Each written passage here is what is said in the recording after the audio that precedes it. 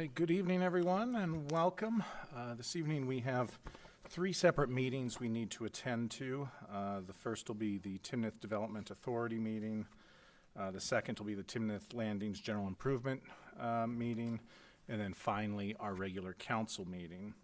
So I will begin by calling to order the Tuesday, October 28th, 2025 Timnath Development Authority meeting. Ms. Peters-Garcia, will you take the roll? Yes. Chairperson Robert Oxmacher. Present. Co-chair Luke Wagner. Here. Board member Jeremy Holt. Here. Board member Bill Jenkins. Here. Board member Lisa Lake. Here. All right, everybody's present and accountable here, accounted for. Any request to amend the agenda for the TDA? Okay.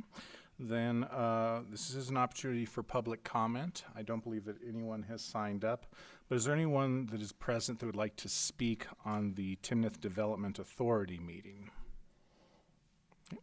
See no one, so we will move on to the consent agenda, which consists of a single item today, which is approval of the December 10th, 2024 Timnath Development Authority meeting minutes. Council, is there, or board, is there a motion to approve the consent agenda?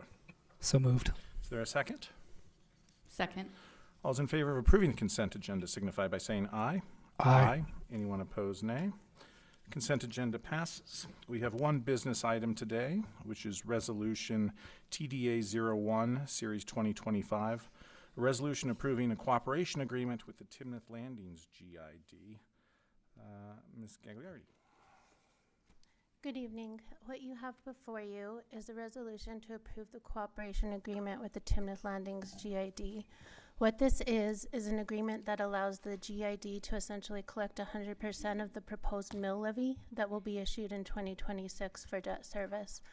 Without this agreement, the TDA would retain the incremental portion of the property tax, and the tax is not needed for the TDA to meet its obligations. The cooperation agreement is in the same form that we've adopted before, similar to metro districts that we share revenue with within the TDA boundaries. The estimated share back for 2026 is about $274,000, and it was included in the TDA draft budget for 2026. And with that, I'll answer any questions. All right, board members, any questions? Is there a motion to approve a resolution approving the cooperation agreement with the Timnath Landings GID? So moved. Is there a second? Second. Any discussion on this matter? All those in favor of approving the resolution approving the cooperation agreement with the Timnath Landings GID signify by saying aye. Aye. Anyone opposed, nay? The resolution carries unanimously, and the TDA will stand adjourned. I will now call to order the Tuesday, October 28th, 2025 meeting of the Timnath Landings General Improvement District Board. Ms. Peters-Garcia, will you take the roll? Yes. Chairperson Robert Oxmacher. Present. Co-chair Luke Wagner. Here. Board member Jeremy Holt. Here. Board member Bill Jenkins. Here. Board member Lisa Lake. Here. All right, everybody is present and accounted for. Any requests to amend the agenda? All right. We do have an opportunity for public comment. I don't believe anyone has signed up, but is there anyone present that would like to speak on the Timnath Landings General Improvement District? Okay. Seeing none, we will move to the consent agenda, consisting of one item today, approval of the September 23rd, 2025 Timnath Landings GID meeting minutes. Is there a motion to approve the consent agenda? So moved. Is there a second? Second. All those in favor signify by saying aye. Aye. Anyone opposed, nay. Consent agenda is approved. We have two business items today. First, I will call resolution number GID 04, Series 2025, resolution approving the cooperation agreement with the Timnath Development Authority. Ms. Gagliardi. I'll sound like a broken record, but this is a cooperation agreement with the Timnath Development Authority, which allows the TDA to transfer 100% of the proposed mill levy to the GID to meet its obligations. We do anticipate issuing a mill levy and issuing debt prior to the end of the year. That revenue will be used to pay for debt service. This was included in the budget for the GID that was presented during the budget work session. Is there any questions? Board members, any questions? What is the mill levy? 15 mills. 15 mil. Thank you. Mhm. All right, any other questions? Well, is there a motion then to approve a resolution approving the cooperation agreement with the Timnath Development Authority? So moved. Is there a second? Second. Any discussion? All those in favor of the resolution approving the cooperation agreement with the Timnath Development Authority signify by saying aye. Aye. Anyone opposed, nay? The resolution carries unanimously.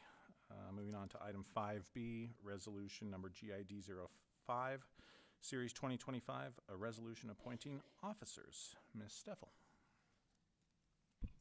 Thank you. As the finance director mentioned, the GID may be considering issuing debt, is expected to be considering approval of issuance of debt, and this resolution would confirm the officers of the GID, which would be helpful in later authorizing them to sign bond documents.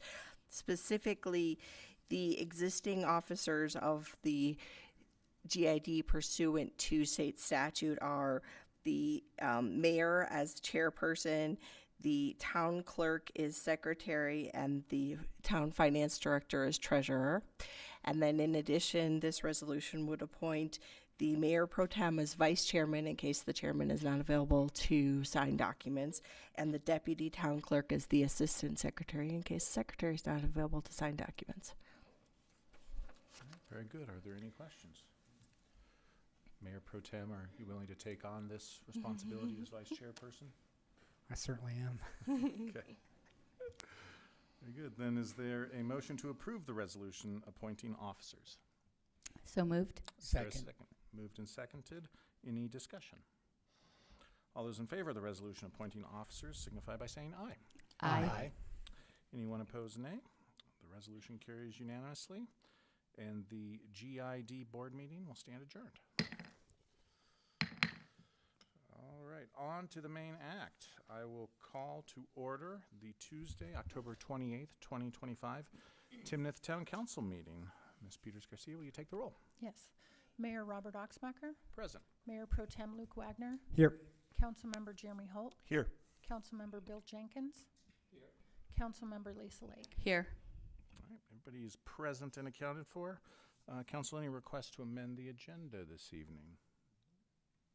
All right, then we will move on now to business item 3A, testing, which is a recognition of our Timnath Middle High School girls tennis team. So I'm going to ask council to join me up here.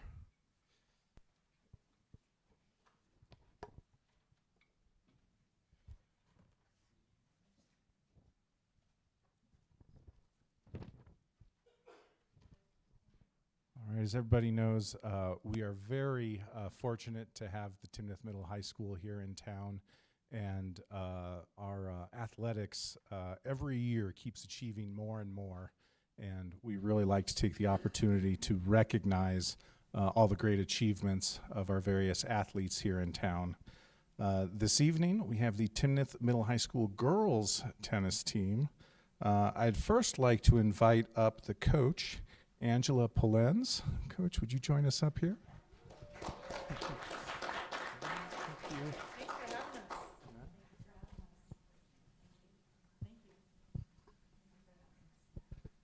All right, we, so as I understand it, the team as a whole took second in the division, is that right?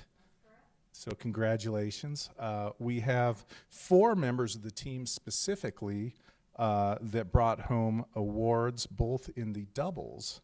And so first, if I could invite up Emmy Sorensen and Lillian Tucker.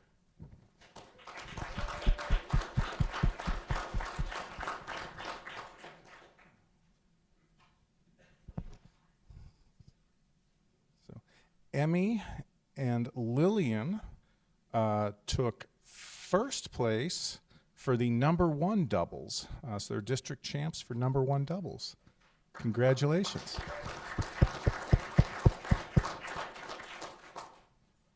And now if I can invite up Tatum Carlucci and Reagan Summers.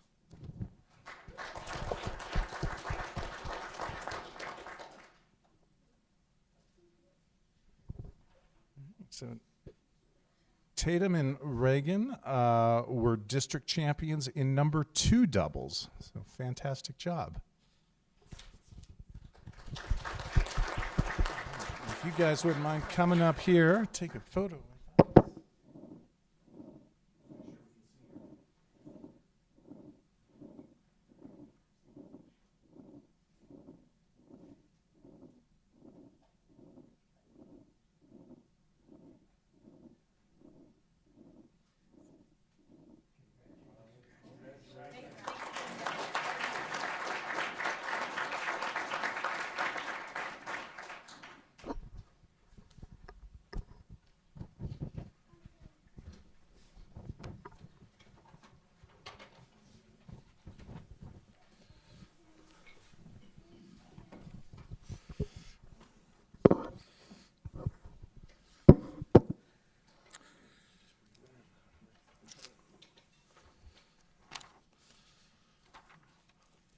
All right. We will now continue with our agenda. Next up, we have public comment. Public comment is an opportunity for members of the community to address council on items that don't otherwise have an opportunity for comment this evening. Tonight, we have a number of public hearings, including agenda items 7A, 7B, no, I'm sorry, 8A, 8B, 8C.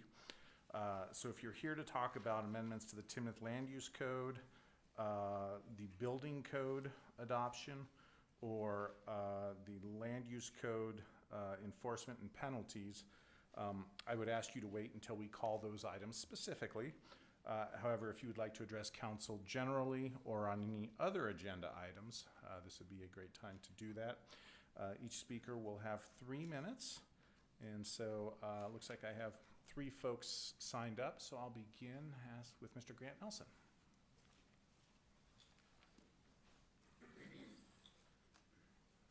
Mr. Nelson, good evening. Good evening.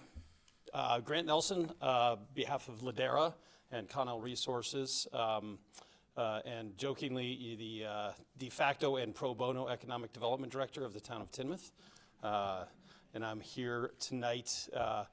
The commercial real estate has a number of organizations, the biggest one of which used to be known as the National Association of Office and Industrial Properties, or NAOP. NAOP has a big chapter in Colorado.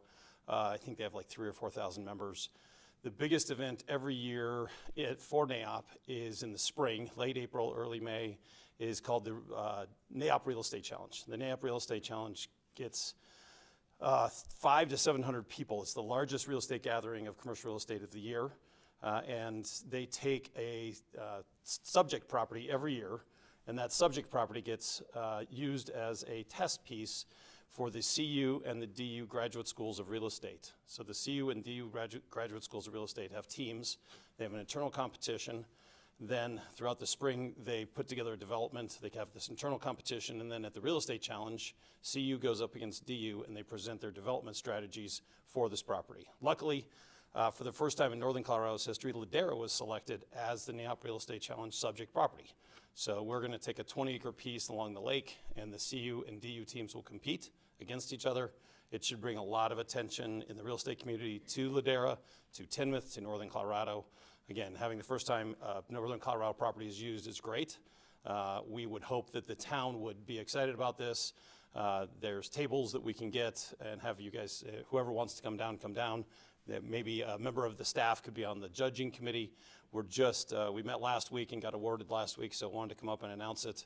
Again, it's a really exciting thing for us to be able to get in front of this many people in Colorado.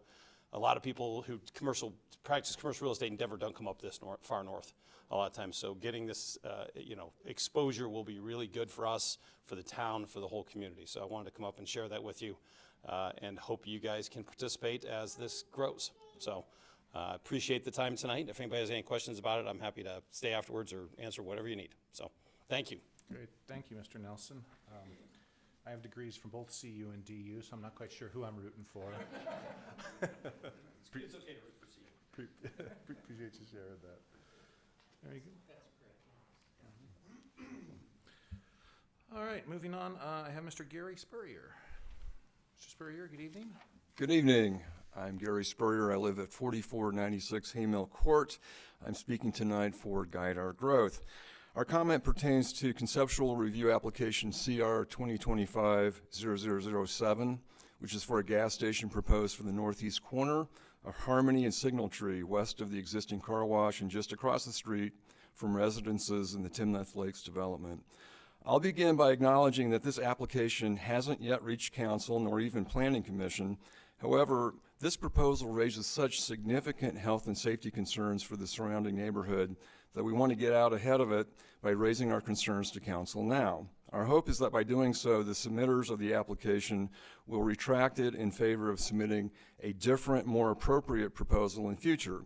So our concerns. We've been looking into standards across the country for the separation of gas stations from residential, school, and public use areas.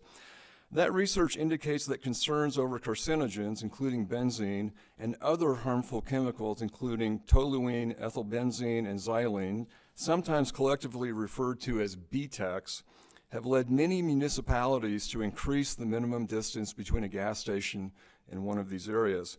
For example, this past February, Denver adopted new regulations prohibiting new gas stations within 300 feet of low-intensity residential zone districts.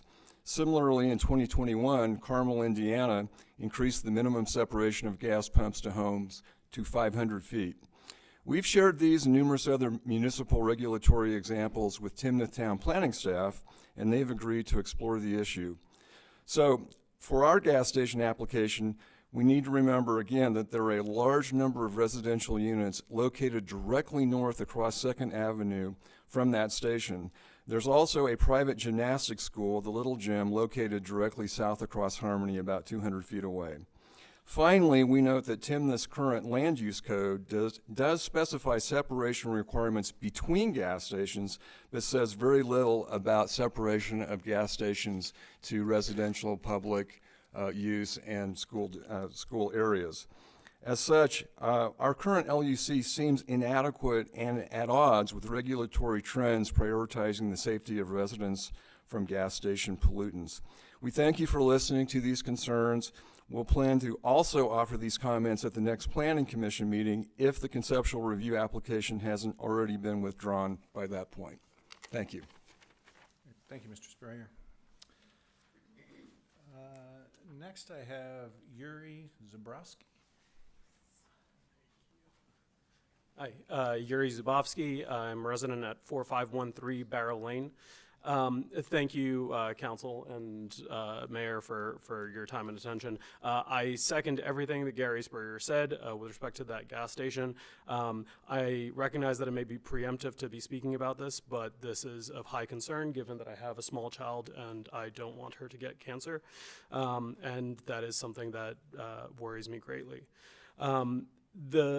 I just want to raise some other points. There isn't really a need for a gas station there, given that there are 3 filling stations along Harmony already within the bounds of Timnath. So any revenues collected by this gas station and taxes paid to Timnath would just be taken from those other filling stations that are not 100% full at all times. With that said, I mean, even if the distance from that gas station to the residences themselves may be within whatever the bounds are recognized and appropriate, just walking to town council from where I currently live, to town hall, or making use of any of those businesses would put me and my daughter walking right past that gas station. So that makes Timnath a less walkable town. I yield the rest of my time, given that Gary Spurrier already said all the other points that I wanted to say. Thank you very much. Great. Thank you, Mr. Zabrowski. Appreciate you being here. All right, the only other person I have signed up, specifically signed up for item 8A, Mr. Welch, is that correct? Yeah, 8A. Great. Before I move on, is there anyone present that did not sign up but would like to address council this evening? Seeing no one, then we will move on to the consent agenda. Consent agenda consists of one item this evening, which is approval of the October 14th, 2025 Town Council meeting minutes. I will note that we did receive one public comment suggesting a correction to those minutes, and I believe, Ms. Peters Garcia, that correction was made. Is that correct? Okay. Thank you. Council, is there a motion to approve the consent agenda? So moved. Is there a second? Second. All those in favor of approving the consent agenda signify by saying aye. Aye. Anyone opposed, nay? The consent agenda passes. And we will now move on first to mayor and council reports. I will start this evening with Councilmember Jenkins. Yeah, I just have one item. I'll be doing council chat November 4th from 12, which is Tuesday, Election Day, from 12 to 1 at Colorado Feed and Grain, and I look forward to talking with any citizens who show up. Thank you, sir. Come over to Councilmember Lake. No updates this evening, Mayor. Councilmember Holt. Yeah, I have a couple updates. Last night we had a board meeting for the Main Street Board. Couple things that came from that meeting. Kim was able to come in from Transportation Department November 19th from 4:30 to 6:30. The Transportation Operations Plan Open House. So here, actually in the seating area, council chambers from 4:30 to 6:30. There's a lot going on, a lot of moving parts in our transportation department. It's a really good opportunity for open house. Come see what they're working on, come share ideas. A lot of focus on Parkway, finishing Busgrove, transition to Maine, so on and so forth. So open house, November 19th, 4:30 to 6:30.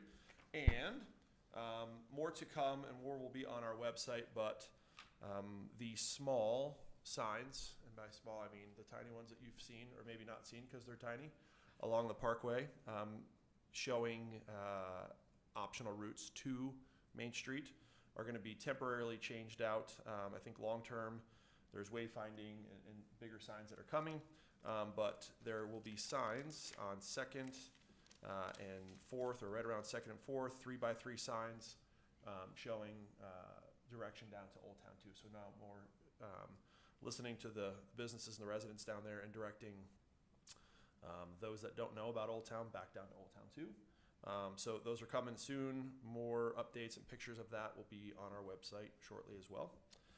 And then there are surveys out and about. I know the Main Street Board was at least one, if not multiple, of the farmers markets down in Old Town. I know there's QR codes thanks to that group. It's all volunteers. They're working their tails off down there, but there are surveys going around, truly getting probably the best feedback. I know there's been multiple avenues of feedback of what's wanted in Old Town, whether you're a Timnath Ranch resident, whether you're an Old Town resident, but this is truly collecting, what are we missing? What are we missing information-wise? What are we missing wants, desires, needs? So be on the lookout on socials, be on the lookout for the QR codes, the links. Please, if you get the chance and come across the survey, fill it out. The more information that group has, the more action they can take. And I can tell you in the short period of time that they've been at it, that they're already taking action like crazy. So kudos to that group, and a lot of things happening. We're listening and changes are being made. That's it. Thank you, Councilmember Holt. Mayor Pro Tem Wagner. Yeah, I can settle the DU vote. I am a DU alum, so I can settle that for you, Grant, easily. Just want to remind everybody, drop off your ballots. Drop mine off this week. I don't know if everybody else has it, but you get an email that it was received, and then you get an email that it was counted. So that's super awesome that we have that ability to, as voters here in Larimer County, to do that. So I really appreciate that. Thank you, Larimer County. Thank you for your work, Melissa. And that, I know it was a lot of work to get us on this platform to kind of bring it all together, but thank you. And last item, I think, is do we have the holiday lights coming up? Is that in December? So I just want to remind everybody of that. So the holiday festival, sorry. Yep. I think that is December 6th, if I'm not mistaken. Yep. Very good. Yes, thank you for reminding us of the election. As I was walking up today, I saw more than one individual dropping off their ballots. We we do have a ballot box right out front of the town center here. So you can save yourself a stamp and just drop it off there, which works well. I dropped mine off earlier this week. So today is National First Responder Day. So I wanted to take a moment and acknowledge that. And our police chief is here. Wanted to thank our amazing police department for the work you all do 24/7 to keep our community safe, and really appreciate you. So, thank you. I this morning had a chance to meet with our new internal communications persons. I wanted to welcome Ben to the Timnath team. Ben's currently drinking from a fire hose, trying to figure out everything we have going on. Unfortunately, he missed the Citizens Academy, so he's going to have to figure out something. But Ben, we're really happy to have you here, so welcome to the team. Last week, I did my council chat at Starbucks. It was very well attended. There were a number of items that came up. Obviously, the rec center was a hot topic. There were some questions about what is the sales and use tax, and what would certain individuals be paying on that. So we had those discussions. Folks that have questions about the rec center can go to timnath.org/rec center to get a content neutral information about that. There were some questions about the campaign signs related to the rec center. Those signs, any sign, any political sign, is permitted on private property, but cannot be in the city right-of-way. But if it is on private property outside of the right-of-way, that's entirely permissible. There were some questions about the formal registered group that is promoting the rec center. We clarified that group is something that is run by Timnath citizens. It is not run by the town. It is not run by council members, and that is a citizen-led effort promoting that. Hot topic was electric bikes on our trail system, both pro and con. There were certainly some safety concerns about bikes going very fast and causing a safety concern. On the other end, there was discussion about some individuals having mobility issues, and that if it weren't for an electric bike, they couldn't access the trail system. Some talk about what other surrounding jurisdictions have done to regulate those. So I expect we'll hear more as the Pooter Trail, the final segment, gets completed here by April between us and Windsor. Some folks wanting to know about the possibility of bringing bus service to town. So we discussed that, of course, the reality there is you have to have the demand to support that, but that that certainly is something that's on the town's mind. Timnath Parkway, a resident concern about visibility as you turn from either 2nd or 4th onto the parkway, and whether or not the median and stuff there creates a visual impairment. So I said that I would pass that along to our Public Works and Engineering staff to take a look at. See a desire for some more signage as it relates to Old Town, directing people there, and also concerns about the impact that the Timnath Parkway has had on businesses in town. We discussed the fact that we had the Timnath, the Old Town Steering Committee, and now the Main Street Board working hard in collaboration with the town to make Old Town vibrant there. And then some questions about path maintenance, which sidewalks and which bike paths in town are town responsibility versus HOA or Metro District responsibility.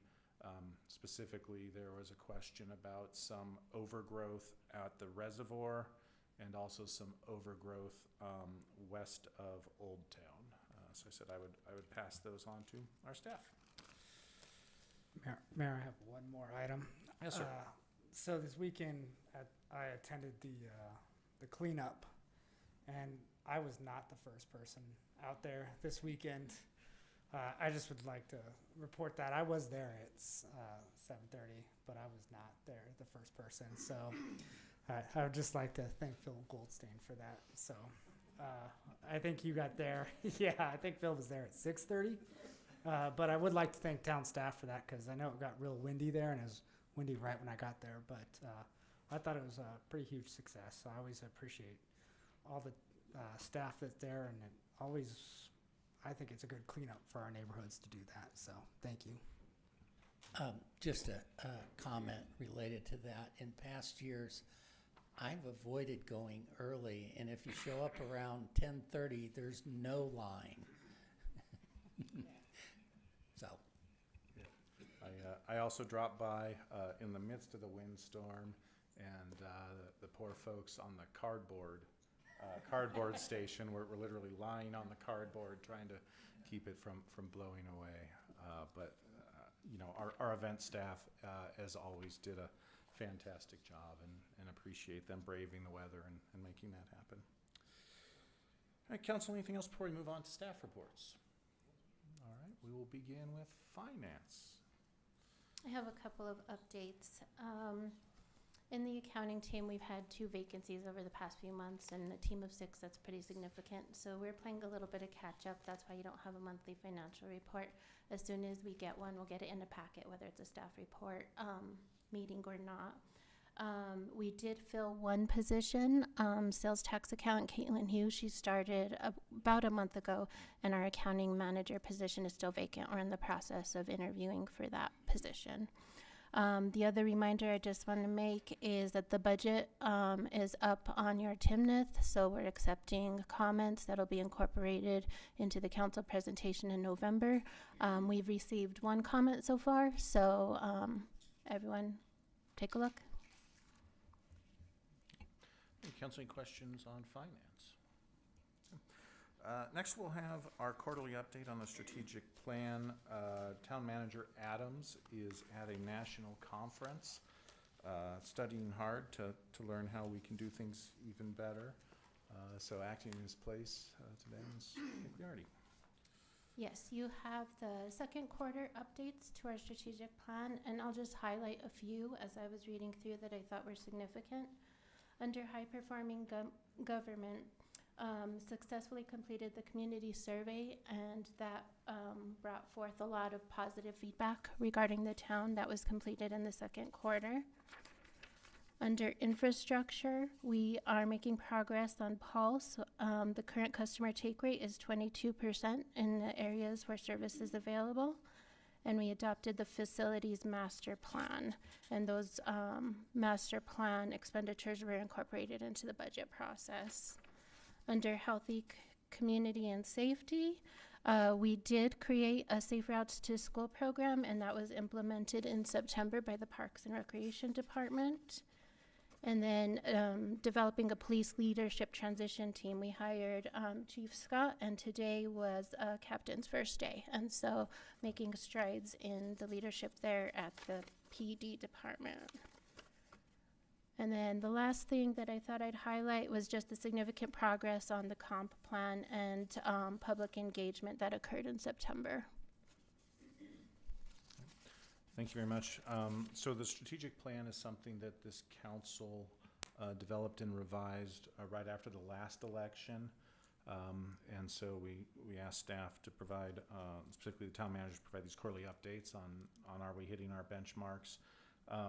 We do have an election that will come up next April, and so we will do another retreat and strategic planning session to revise those goals at that time. But anyone that kind of wants to know big picture, what are our priorities, where are we going, and where are we at, the strategic plan's available online, and the update is available in today's packet.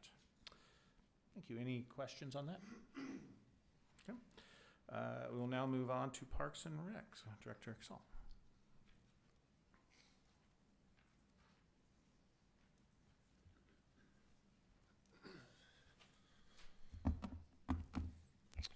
Don't have a whole lot to report. I just wanted to know that we got our first season of, well, it's our second season, but the first waves, we have first and second grade boys and 1st through 6th grade girls basketball. And we tripled our numbers this year for this season, so registration's going well. We're starting to gain some traction for youth programming. And so our staff's doing a great job with that. Other things is we are finishing up the Safe Routes to School with Timnath Elementary this week. We did Beth Key last month, and so they're doing their bike rodeo this week at Timnath Elementary. So that's all I wanted to point out. We did have less trash this go around, but we still had a good turnout. We had over 400 cars. So, any questions? I do.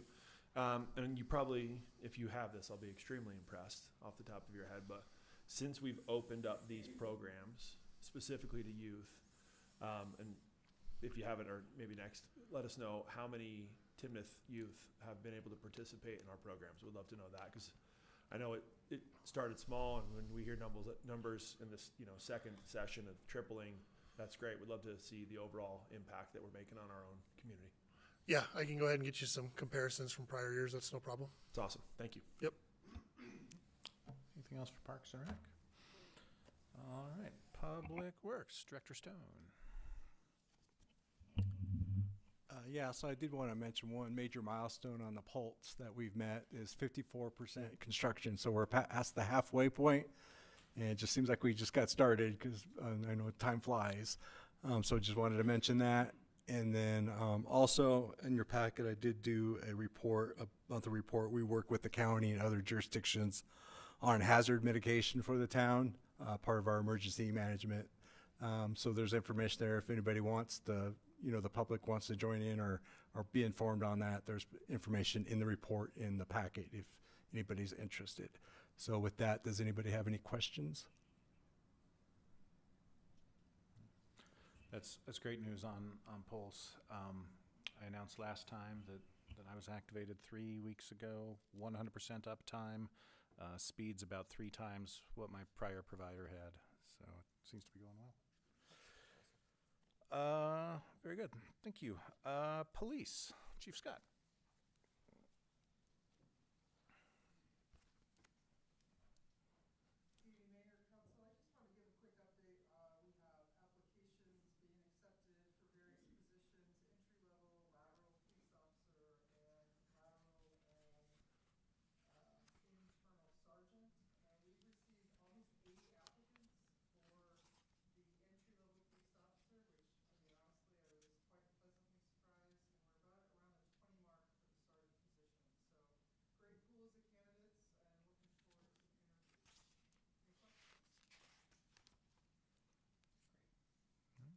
Thank you, Chief. That's great news.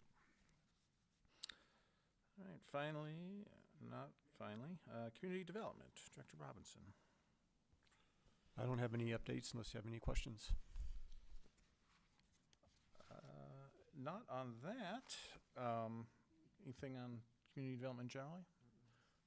All right, and then our last staff update, which is the final report of the Old Town Steering Committee, Director Robinson. Thanks, Mayor. I want to take an opportunity to present a final report. Mrs. Allison Keithley, who is on the Old Town Steering Committee, is going to provide a presentation for you all. There'll be a little show and tell that I'll provide for the story map to showcase this really great tool that the town leverages for that. So I'm going to turn it over to Ms. Keithley. And be sure to turn on your microphone too, please. And you have the slides. Okay. So Scott's going to go through some slides here with us. So I know Town Council is fairly familiar with what the Old Town Steering Committee was and is. I'm just here to sum up kind of what we accomplished during our time together as a committee. So last fall, the Town Council decided to commission this committee to identify the pain points and the growth areas of Old Town, which is an area within the town that I know a lot of community members as well as town staff and council had a vested interest in seeing improved. So as a committee for about 9 months, we met together twice a month to talk through, like I said, what we saw as those pain points, those opportunity areas. We talked about what is the town's vision for Old Town, how can town council, community members, and town staff support that, and we came up with a couple of different, I guess, observations as well as recommendations, some of which have already been presented to you all. So we'll go to the next slide. So a big thing that we spent a lot of time doing was evaluating the space that is considered Old Town, which I know especially some of our town staff are very familiar with what some of these spaces are, but we identified these as being the areas that the town should really focus on for the future. So one of the things was, you'll see in the purple, were our key entry points into Old Town. Obviously, some of these have changed given the development of the Parkway, but we identified kind of this area, I guess bad at directions, but near 4th in the Parkway, and then south near Main Street and 2nd Street, as well as, I guess, north closer to Prospect as kind of being the main entry points. And then we noticed and identified a couple of different character areas that we really think should be included and considered when considering how we're going to develop Old Town and hopefully see it grow in the future. Obviously, one of the first and most important being Main Street itself, which is where most of our locally run businesses currently reside, is on Main Street. We also have the Cultural and Community Hub, which was originally designated as the Artisan Village district within the town. Now, with the proposal for the rec center, I know the plan is to have part of that space be saved for like cultural artisan development. So something, I think the town is already really working on that, given that big election voting item that we have coming up. We also have the natural area to the west, which still has a lot of development that could be done, including kind of going along with that being the Riverwalk area, which is a space that kind of connects us to that natural area. And we identified that as another space that the town may want to consider as they are reviewing how to improve Old Town. We also spent a lot of time talking about the development potential of Old Town. I think this is something that some of our town staff members are probably pretty familiar with, but we really wanted to make sure that town council as well as community members had the opportunity to really understand that. So this map, and we have a story map website that Scott's going to run through here at the end that kind of illustrates this more, I guess, interactively. But there's really a lot of different, I guess, sections of Old Town that have, I guess, different restrictions or things that can be done or can't be done. Obviously, we talked about the Cultural Development Center. So in the red, those are all spaces that are owned by the town currently. In the yellow, those are all what we would identify as like character sites, if you will. So like the old elementary school building. We have, I think, the firehouse, the CF&G building. So just a handful of buildings that maybe have some opportunity for development that have, again, that Old Town character to them. There's also some redevelopment areas. Many of these, I believe, some of them are privately owned, some are not. But then, those are areas that ideally the town could find a way to develop and encourage businesses to move into those spaces. And then we also have some spaces that are currently for sale. So I believe it's the Boatyard, if I'm looking at the map correctly. That's in green. So as a committee, we met and identified what all these spaces were and tried to really get an understanding of what can be done with these spaces. What are the restrictions? And I know in our story map website that we're going to share with council, that's kind of outlined a bit more in detail. And so through all of that, we as a committee have a couple of recommendations that we wanted to put forth to council. I'll start with the middle one since that's already been made and talked about, which is starting and creating a Main Street organization within the town. That has already, I guess, been checked off the list in the sense that we have come to council several times this spring to talk about that. You all have approved it and provided some seed funding for us to create that Main Street board to, get community members as well as town staff involved hands-on in the redevelopment of Old Town. One of the other things, again, this is kind of being hopefully checked off as we're at this time, which is the Artisan Village space. Obviously, we have that ballot initiative right now that will provide sales tax to build that community center, which we really see as adding more traffic into Old Town, especially with the potential of that 6 acres that would be provided for economic development. And then we also just really want to encourage the town to continue to review and consider our economic incentive policies for business development. This was something that we had a lot of potential business owners and business owners come throughout our time as a committee to talk to us. We had business owners on the committee, and a lot of just concern was expressed around our current incentives. And so we really want to encourage the town to, kind of consider what kind of grants can we provide for improvement. Are there ways that we can waive fees for, the startup of businesses? Can we do things to, I know this is again also being addressed, providing more wayfinding signs for Old Town so that the businesses that are already there can continue to get foot traffic. And all of these things, especially the ones at the bottom here, the economic incentive, this is one of the things that the Main Street Board is actively working on and planning to address for the future. And I guess a couple of other recommendations that we had, again, reviewing those town-owned properties, that I highlighted earlier on the map. We really just want to encourage the town to continue, both staff and town council, to review those spaces and identify how can we be strategic in developing those spaces. Also, focusing on infrastructure, placemaking, beautification. I know the transportation meeting that's happening later this month is going to talk about some of that. I know the town is working on creating more just signage and other things to kind of make that space nicer, but we want to continue to see that as something that is invested in within the town. Another thing is event programming. We as a committee discussed how there previously had been events in Old Town. At this time, a lot of our town events, or all of them, were moved out of that space. And so we do want to encourage the town, council, staff, et cetera, to identify ways to go back to hosting some events in Old Town. Again, this is something that the Main Street Board is actively working on. One of our big things is hopefully going to be hosting events, but any support the town can provide is certainly appreciated. And then again, just the business development process, that was another thing that was expressed as a pain point, which is just sort of the current process for reviewing businesses that get developed, how it kind of can take a bit of time and it can be a little cumbersome, especially for first-time business owners, which have historically been a lot of the individuals that have moved their businesses into Old Town are kind of new business owners. And I think that's all of our recommendations. So I think Scott's going to walk us through our story map that we created, which is eventually going to be, I think, on the community development section of our website. So we are, I think the Main Street Board is hoping to put this, kind of advertise this a bit more. We're hoping the town can share this, but this is sort of a interactive version of what I just presented. So Scott, I don't know if you want to talk through it a bit.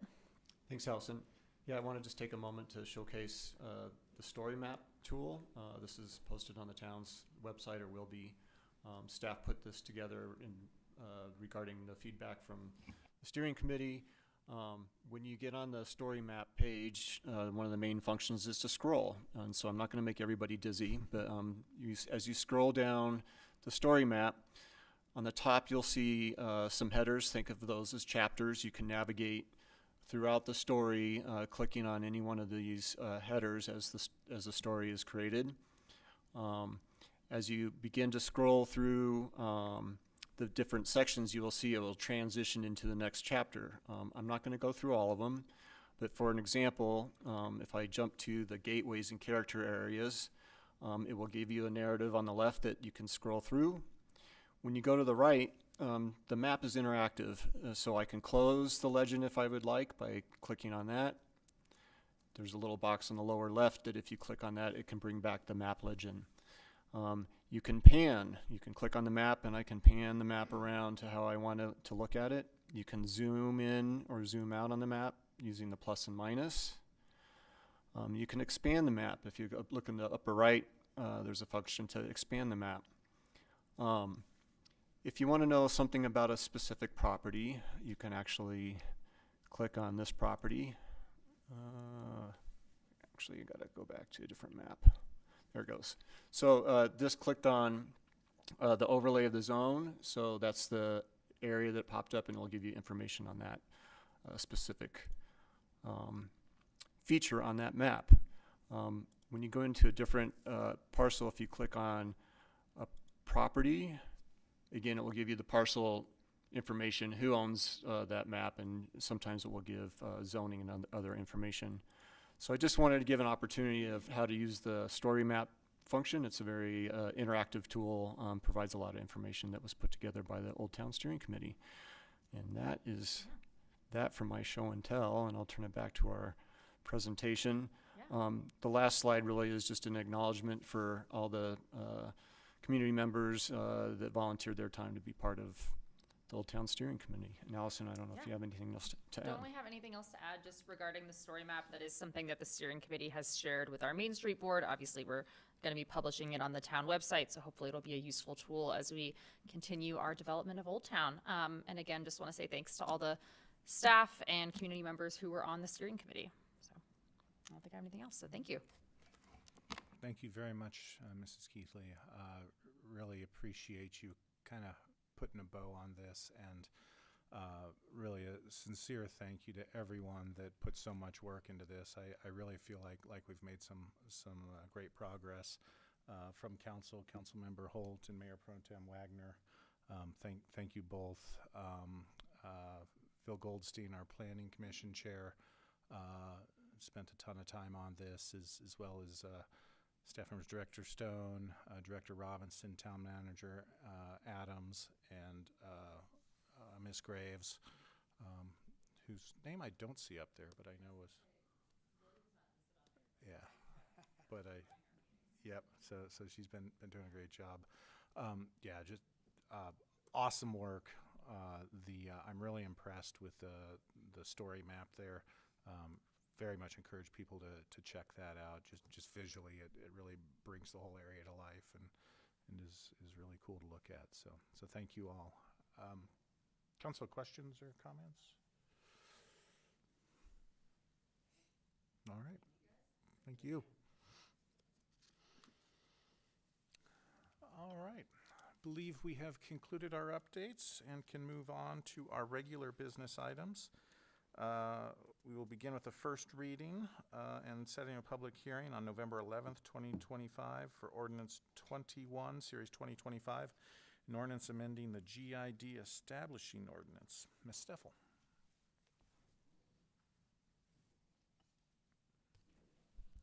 Thank you. Let's see, here we go.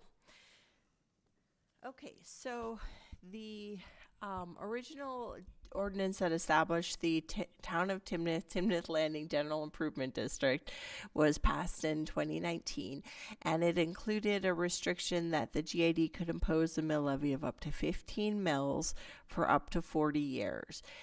Since then, the ratio of actual value to assessed value has changed in Colorado through legislation, and it has is now at, I believe, approximately 6.8% of assessed valuation, and 6.8% plus then there's a credit of $50,000, so it gets a little funky.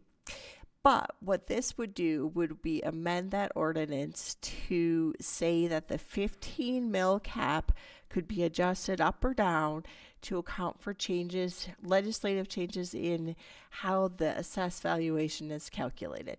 So since the repeal of the Gallagher Amendment, now the state legislature sets the assessment rate for residential property and has been changing it on a very frequent basis, and I expect they keep changing it over time. So what this would do is fix it at 6.8%. So if, for instance, it dropped to 6.5%, maybe the mill levy would go up a little bit above 15 mills so that you could collect the same amount of money you'd be able to collect had that change not happened in the assessed valuation percentage. And in talking, as we've mentioned a few times, the GID is looking at issuing debt, and in talking with our financial advisors, they do recommend passing this because it will make the bonds more marketable. Otherwise, there's a lot of unpredictability in the revenue source because that will be a pledged revenue source for the bonds. And with that, I'm open to any questions, and we'll have more public hearing and more discussion at the next meeting. Council, a reminder, this is a first reading, so we will have a full public hearing on November 11th. But are there any questions today that can't wait? Okay. Is there a motion to approve on first reading and to set a public hearing on November 11th, 2025 for Ordinance 2021, Series 2025, an ordinance amending the GID establishing ordinance? So moved. Is there a second? Second. Any discussion on this? All those in favor of approving on first reading and setting a public hearing on November 11th signify by saying aye. Aye. Anyone opposed, nay? We'll be here on November 11th at 6 p.m. for public hearing. Moving on now to item 7B, a presentation regarding the proposal to buy KM property. I will note that we will hear this presentation, we can ask any questions, and then later this evening on the agenda, council has a proposed executive session for discussion on the proposal. So with that, Ms. Steffel. Thank you. Let me start by just reminding you of the history a little bit of how we got here. The town owns property that we commonly refer to as the KM Farms property, and of that the KM North and the KM South Farms property. And the town council approved an agreement to sell that property in March of 2023 to Colorado Solar 77 for the purposes of developing a solar farm for energy generation. The purchase price was $1.5 million, and the property was restricted to use as a solar energy generation farm and storage facility, except for 300 feet along the southern boundary of the property along State Highway 14, which was to be used for commercial property. The diligence periods have expired now under the contract, but it did have the ability to extend the diligence period up to 3 years, which is what gets us to 2015. And for the purposes of the purchaser being able to go through all of the land use approvals needed, the rezoning, the subdivision, and also to negotiate a contract with an energy company for the offloading and sale of the energy that was being generated.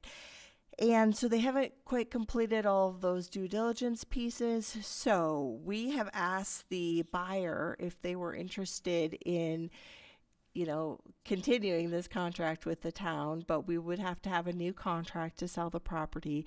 So we asked them to make a presentation to you about where they are right now in the project, what they see as the future, and what their proposal would be for continuing with a new contract to purchase this property.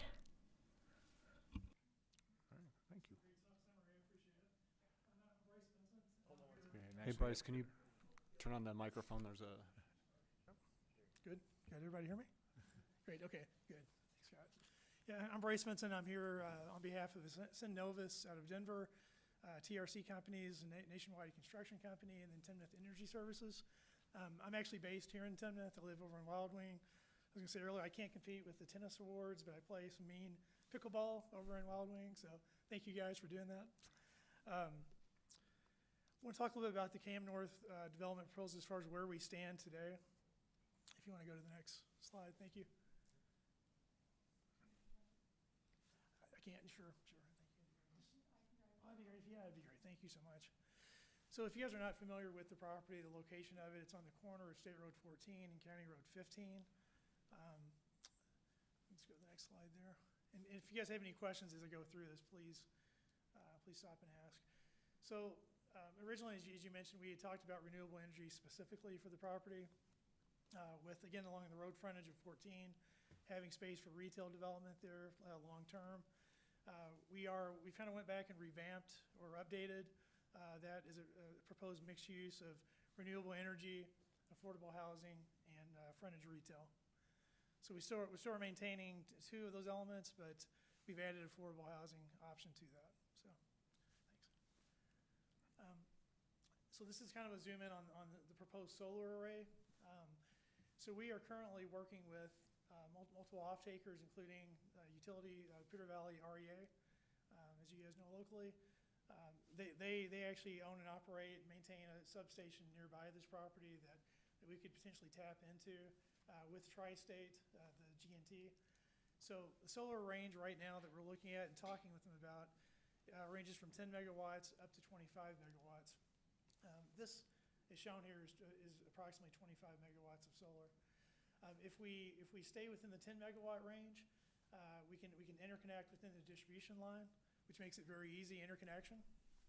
If we move to the 25 megawatt range, we have to interconnect within the substation. So that is running from this property underneath 14 or over 14 with an easement that was provided by the town of Timnath into the substation. So, which is still a potential, but we're looking at the different options and what the best use of this energy would be and what size it would be. The other option that we are looking at too is using 10 megawatts of solar with an equivalent 10 megawatts of energy storage battery, either lithium ferrophosphate or sodium ion battery technology. This would be a distribution line interconnect. And again, it would be used to offset frequency regulation with the utility, or if we do a community solar project with it, it can be used for residents and businesses for time of use offset from the utility. So, as mentioned there, we've got, let me get caught up here too, sorry. So we have multiple energy applications right now for it. Again, directly working with the utility, the electric utility for a solar and battery farm. Again, I mentioned PVREA. The substation actually, I believe, is shared by Excel and also Platte River Power Authority as well. So we do have multiple options if we tie into the substation. As I mentioned earlier, we can do a community solar or solar battery farm. The off-takers, for example, would be the town of Timnath. You could use it for your facilities here. I made a note on the new rec center. Hopefully it gets approved. But you can literally offset all the energy usage with solar and battery on a facility like that and other facilities within the town.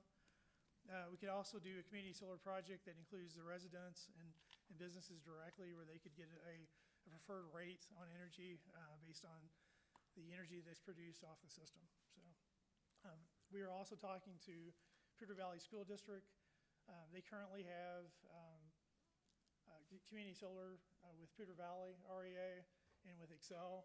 They're interested in doing a similar agreement, community solar, with Platte River Power Authority and the city of Fort Collins. So that's a very viable option for this. And then the other option is a virtual power purchase agreement with companies, again, large employers in the area, like CSU, for example, or New Belgium, for example, and other companies too. So, are there any questions on the slide? There's a lot of information in there. So, okay, sorry, thanks. The other side that we're looking at now too is the residential and commercial property development. When we joined up earlier this year with TRC, they're making a big push across the United States. TRC is a $1.8 billion construction company, and they're making a big push to do affordable home projects around the United States, and really specifically in Colorado. So, as we all know, there's a very high demand for affordable housing in northern Colorado. We currently have, with the Synovus, who's our financial partner here, we have a letter of intent to do 250 plus homes, affordable housing homes here in the area in northern Colorado. So it doesn't necessarily have to be on this farm or even in the town of Timnath, but we do have a commitment from them to do that. I think what's important about that is with TRC, they have local offices here in northern Colorado, so we would be using local construction management teams, local workforces, local electricians, for example. So I think there would be an element of economic development that would be brought with this. Our proposal would be similar to housing commercial properties that we proposed now to Granby, to Gunnison, to Steamboat, and to Fort Collins most recently.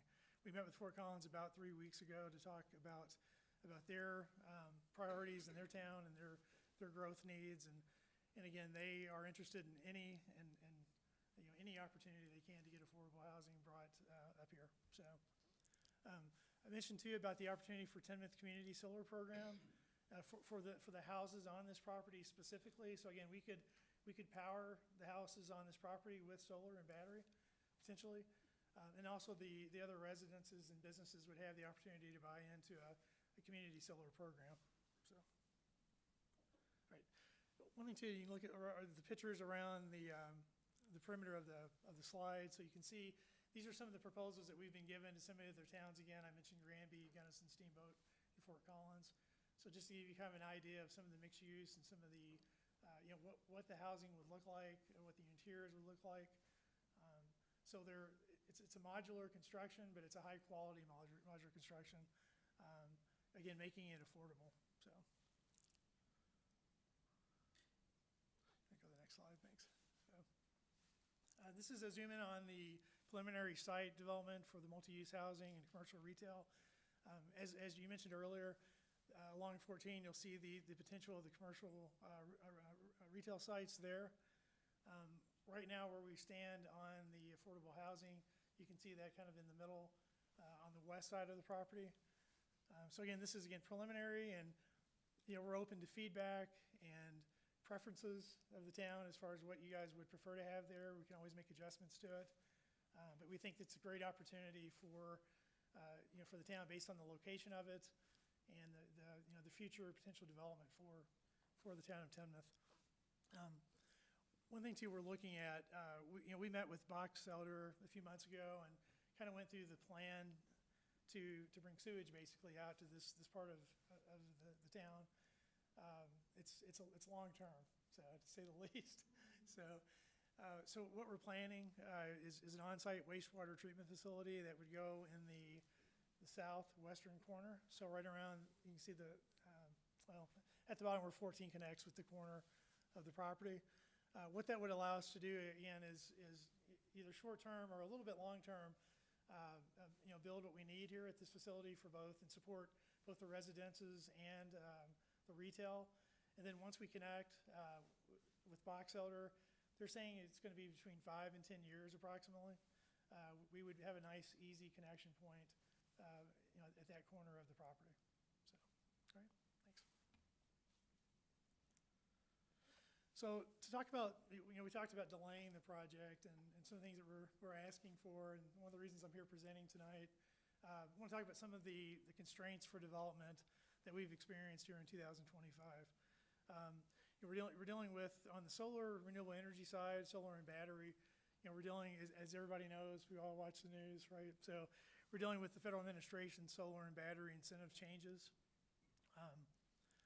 Basically going from a very clear, healthy investment to a challenging investment to some extent. So to say the least, the investment tax credit, which is typically the main driver for investors to do a project like this, is quickly going away. We have a little bit of a timeline. You can see the project must start by year end. We're also and also have no foreign entity of concern. That means products from China, North Korea, countries that are considered a concern here to the United States. We're also losing a domestic content reduction, 10% cost reduction or tax credit, if you will.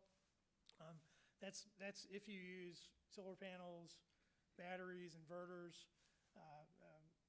that are actually produced here in the United States. So we'll be losing that shortly too. The USDA Rural Development Funding is still a little bit in question right now as far as what's happening with that. So there's a little bit of concern on that end as well. So that just, a little bit about the incentive policies that we're dealing with to help get this project done from the solar side, again, and strictly from the solar and battery side. Obviously, we've all seen costs go up in the last year or so, regarding equipment and labor availability. So that's all, something that we're looking at. One way that we're working with that is we're grouping multiple projects around the United States and in Colorado specifically to reach economy of scale to help keep product costs minimized and hopefully labor minimized as well as much as we can. One thing we did face in 24 and early 25 was a water moratorium through Northweld Water District. Fortunately, we were able to resolve that in the second quarter of 2025. So we do have water taps, their approval. So that's good news. That was actually a big step for this project, whether it was just the solar and battery or the retail and residential development. And as I mentioned earlier, the sewer expansion for Box Elder, 5 to 10 years out. The company that we would be using is called EarthTech. They have a proprietary on-site wastewater treatment facility. They're based out of Indiana, actually, and we've worked with them quite a bit before. So they provide a high-quality, compliant system. So, all right. Is there any questions on that? Okay, thanks. So some of the considerations that, that we're asking of the council, one is to help review and modify the contract to update the current KM farm purchasers. As I mentioned earlier, we now have Ascend Novus out of Denver, Colorado as a partner in this financially. TRC will also carry some financial burden as well. So we the way it's written right now, we would need to make some small tweaks to the contract. I think most importantly, we'd like to extend the contract closing date out to the fourth quarter of 2026. And of course, I would come in anytime, answer my phone to help give progress updates along the way, of course, to let you guys know where we are. So there isn't concern from that. We're asking also for support on business and ag rezoning, subdivision acceptance, for the mixed-use concept layout, that we currently have. And also too, feedback from you guys on what you think about the layout, what you think is going in there, and how that fits with the future of this community. So, number 4, town support on affordable housing development for first responders, teachers, et cetera. So, in all the other communities that we're presenting to, even Fort Collins, that would be our target goal, is to provide housing for people that again are a necessity to our communities as we grow and get bigger, and there's certainly a huge demand for it now. So, number 5, town's consideration reducing fees and grant participation for housing under a 50 to 100% AMI range. So, and again, that, area mean on that. Number 6, explore community solar for town of Timnath residents and business owners as a full or partial off-taker. Even when we started, we really didn't talk much about, the opportunity for community solar and how that could potentially benefit, our community, even my neighborhood as well. So we're hoping that we could talk further about that. That would involve Poudre Valley REA, of course, in that discussion. They would help drive the rate, but it would be based on, again, a very low solar and energy storage rate, potentially there. So hopefully it'd be a benefit for the entire community. And then number 7, participate in communications with Poudre Valley REA. Having the town of Timnath as a voice of support and advocate for the project, you guys are obviously an important part of, important customer to Poudre Valley, so that would always be a benefit as well. So, all right, I think that's it. So, are there any questions? All right, council questions. Awesome. Well, thank you very much for that insight and update on where things are headed. I do have some questions, but they're all kind of technical town stuff that's probably better suited for executive session. Council, anything specifically on the proposal and vision of this? I have one question. Sir. With regard to the community solar for residents, would that involve residents served by Poudre Valley REA as well as Excel? It's a good question. So depending on how we would look at that, the benefit that we have with the substation that we would be tying into, right? It's shared by Excel and Poudre Valley REA, even though Poudre Valley REA owns the substation or operates it. So there's a channel there to serve both Excel customers and also Poudre Valley REA customers. Yeah, I'm just thinking equity, the opportunity for lower solar rates be nice, since a large part of our community is also served by Excel. Absolutely, yeah, including myself. Yeah. Absolutely. Okay, thanks. Understood. Yeah, and maybe this is for you, maybe it's for town staff, but I guess shed some light on any concerns of having that large of a solar farm that close to a residential area. So, our studies that we've conducted, the systems that we've put in, there's not really been any specific negative points. It's a good question though. It's something that you might be a visual concern to some customers. One thing that we could implement in that is a high fence that would block, separate, if you will, the residences and the retail from the solar field. One thing that's really nice about this property, I don't know if you guys have driven out there, ever driven by it. It's about as perfect of a property as you could ask for slope and direction. So it slopes north to south at a very slight angle, and it's perfect for solar generation. It makes it easy to build on, but it's also perfect for other development as well, as long as we get the essential infrastructure that we need to do it. So. And then I guess the other question would be right along that same line, but with having a waste treatment plant that close to, again, residential and commercial as well. Great question. So the company that I'd love to come back in and maybe have a representative from EarthTech come in and present if there is a concern there. They can give examples of their applications across the United States. I'm sure where that's been a concern or question. Sure. So. Awesome. Well, thank you. Okay. Yep. Thank you. Any questions? All right. Thank you, Mr. Vincent. We appreciate your time. Okay. Thank you. Thank you so much. All right. We will now move on to the public items that have public hearings. We'll begin with item 8A, ordinance number 18, series 2025, an ordinance amending the Timnath Land Use Code. As a reminder, we will have our staff presentation. For land use code amendments, there would not be an applicant presentation. But after the presentation, we will take any public comment and then move on to questions from staff. So with that, I will invite the community development team. Thank you, Mr. Mayor and members of the council. Here we go. Advance the slide. Okay, this is ordinance 18, amending the Timnath Land Use Code. There's 3 elements to this. The first 2, I'm the planner assigned to, and the third, Logan Graves is the planner. First one is, and I think I'm gonna just run through all 3 of them. I'll run through my 2. Logan will run through hers on the presentation, and then we'll open it for questions. I think that would be the most efficient way to do it. So the first of the 3 is building color, and this all goes back to, all of these code changes go back to November of 2024 when the Planning Commission gave direction to staff on priorities of land use code changes that they saw as important and significant upcoming topics to kind of explore.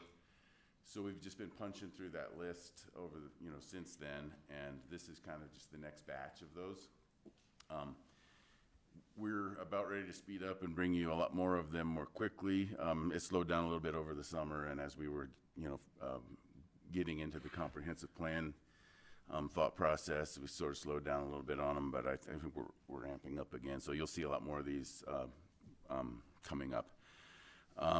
The last code changes were approved by council in May 13th, and that was the 17th version of the 2015 land use code. So right now we're talking about the 18th version of the 2015 land use code. These 3 code changes went to Planning Commission for recommendation on June 3rd.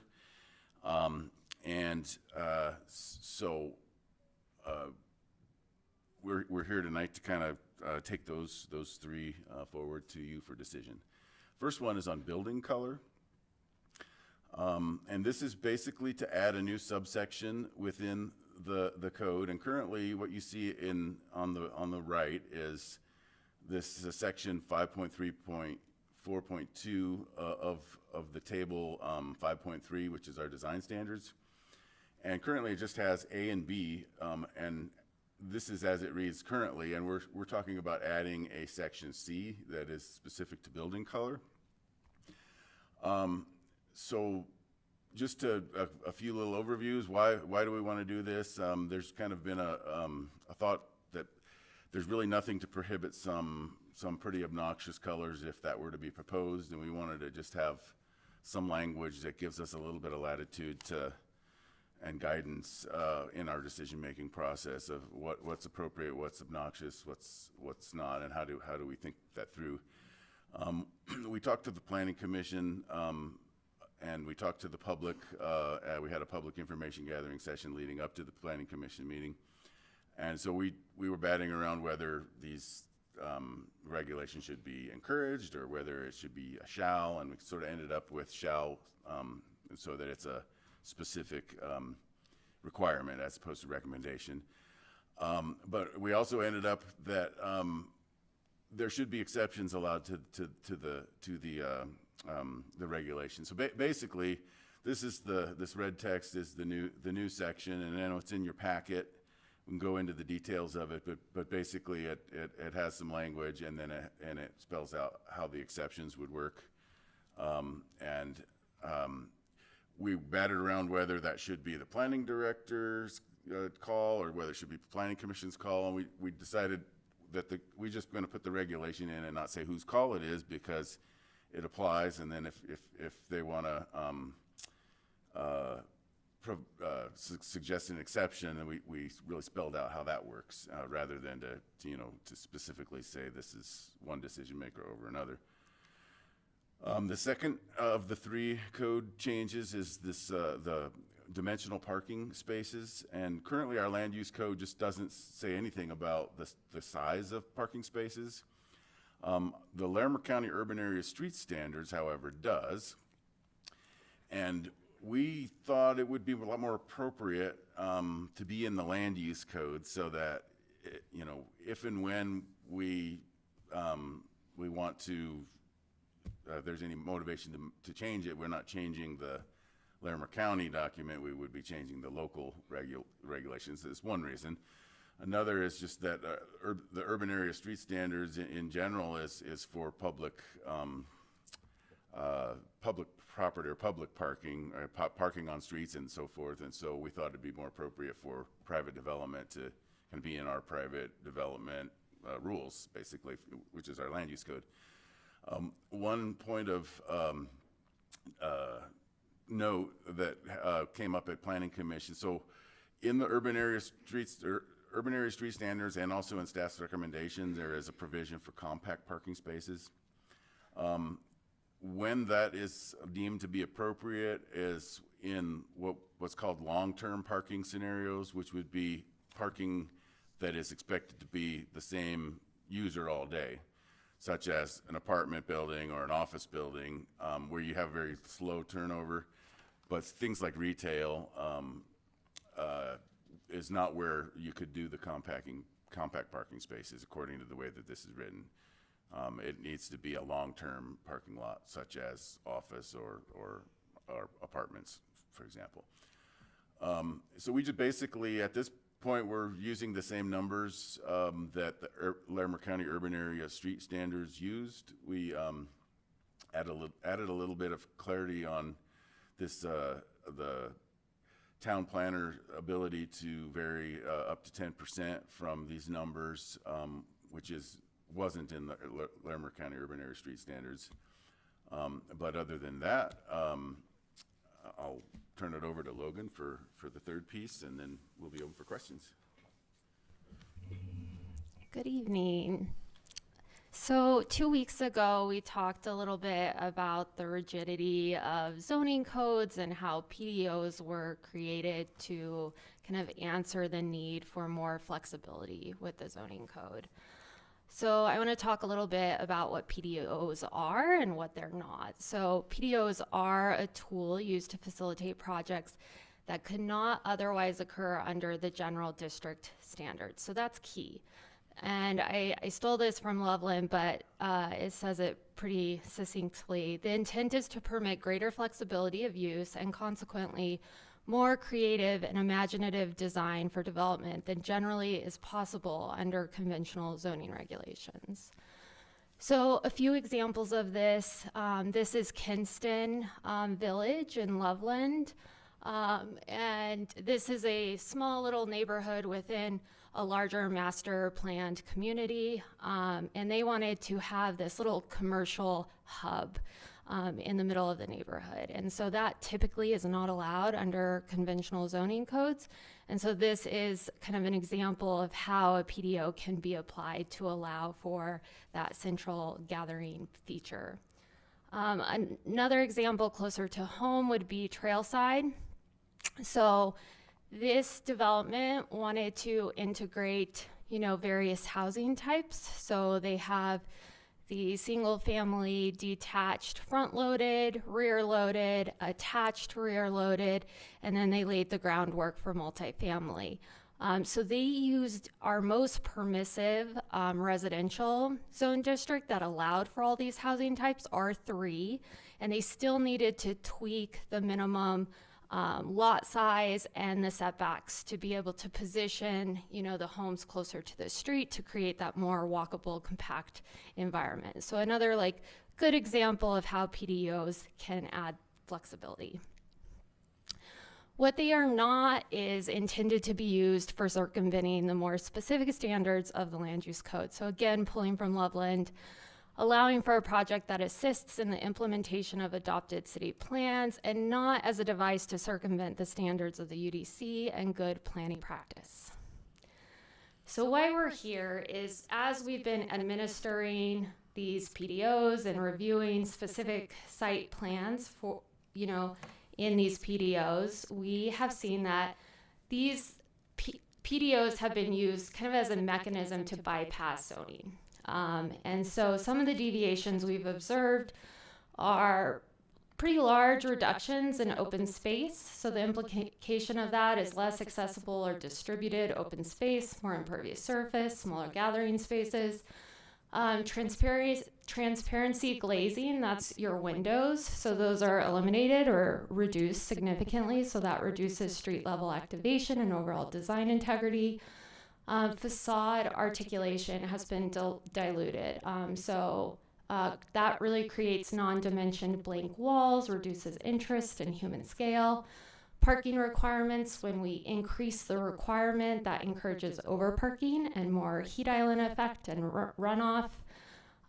We have a maximum parking threshold where you're allowed 125% of the minimum.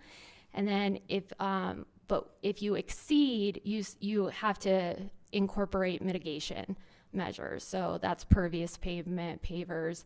So we've seen this threshold increased and then without mitigation. So again, that encourages overparking, more heat and runoff. Tree diversity, we have a maximum of 25% per species.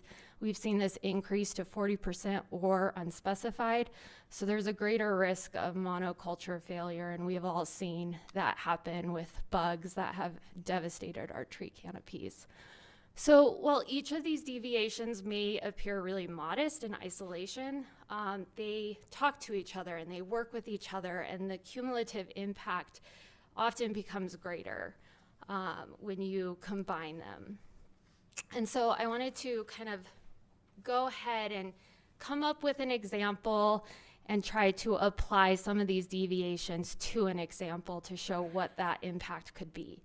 So 100,000 square foot hypothetical retail store, a Walmart is about 170,000 square feet, so a little smaller than a Walmart. And I just took 4 standards, parking and interior landscaping, those kind of work together, and tweaked them. So I increased the minimum parking requirement, the bonus parking allowance, I ramped that up a little bit, reduced the interior landscape square footage requirement, and then reduced the number of landscape islands. So this kind of mirrors exactly the deviations we've been seeing. And so I've mathed it out on that lower table so you can kind of see the base standards. Our zoning would have a minimum parking of 333 for that 100,000 square foot scenario. And that would be maxed at 417. So that bonus allowed. So that's kind of your range right there. With the PDO bonus, you have 400 to 600. So that kind of just shows the impact. And then I did it for the interior landscaping and the islands. And I think Phil will vouch for me that I'm very good at math. So I really looked at these numbers several times. But the cumulative impact, interior landscaping area is reduced by approximately 45% for the PDO scenarios. Landscape islands are reduced about 33%. And then the PDO would allow for an 80% increase in total parking space. So that's over an acre of added asphalt. And that's just that scenario, and that's only for tweaks. So here on the left is approximately what you would get with our standard zoning requirements. And then on the right, that's similar to what you would see with that PDO deviation. So we feel like our current review criteria doesn't really align with the original intent of the PDO. It talks about injury to adjacent landowners. It talks about needing adequate utilities. And then there's something about more efficient development, which may contain innovative or creative development. So we really wanted to tighten these up and make sure that a PDO really advances the goals of the comprehensive plan, that the resulting development equally or better meets the purpose, intent, and design objectives of our code, that it reflects accepted and sound planning and urban design principles, and then, you know, having that nexus between flexibility and then public benefit. And so we've included four performance standards: innovation and economic development, environmental performance, enhanced transportation and connectivity, and then community amenities. And originally we did not include the economic development one, but after conversation with Planning Commission, they did feel that economic benefit should be a part of the criteria, and so we did include it. Other proposed changes: we want to require a neighborhood meeting for all new PDO applications. This is a type of zoning application, and we feel that that neighborhood meeting is important. We want to set a minimum size threshold for 5 acres with case-by-case consideration for smaller projects. And then we updated the application submittal requirements. So in summary, this process will continue to allow for flexibility. We're not taking that away. We're not adding more requirements to development. Rather, we're more clearly defining the balance between flexibility and public benefit. This is not something we're making up. All of our neighbors do it. This language is pretty standard in Fort Collins, Windsor, Loveland, Greeley, Brighton, Cheyenne. Those are just the ones I looked at. And then to create a more level playing field for all development by ensuring that both the PDO process and standard zoning code pathways are subject to standards and requirements that are equitable. And then just a reminder that the land use code is the main vehicle for implementing the goals and policies established in our comp plan. And so if zoning standards are diminished or diluted, it really undermines the community's ability to achieve its long-term vision. So we feel that the changes proposed really hit the sweet spot between flexibility and upholding design integrity.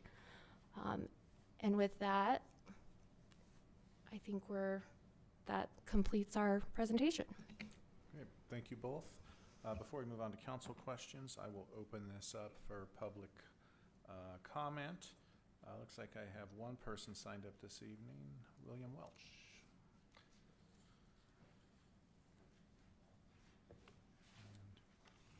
As a reminder, we've allocated 3 minutes per speaker. Good evening, William Welch. I'm the Infrastructure Program Manager for Ladera.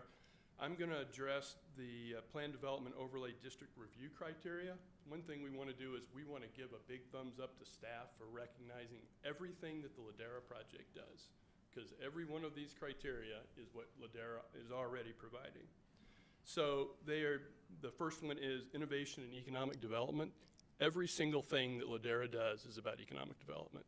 We're bringing taxes, we're bringing employment, so we're right on. We agree with that. We agree that superior environmental performance. So we've got a non-pot system. Every single project will be hooking up to our non-pot system. Everybody is required to do that. We've also got the natural areas, which I won't go into. Last time I visited, we talked a lot about natural areas, so we're not going to go that, but y'all get the idea on that one. Enhanced transportation and connectivity. We have, in addition to the off-site improvements that are required by Ladera, which dwarfs any project in northern Colorado that we've been able to figure out, tens of millions of dollars of off-site improvements are required.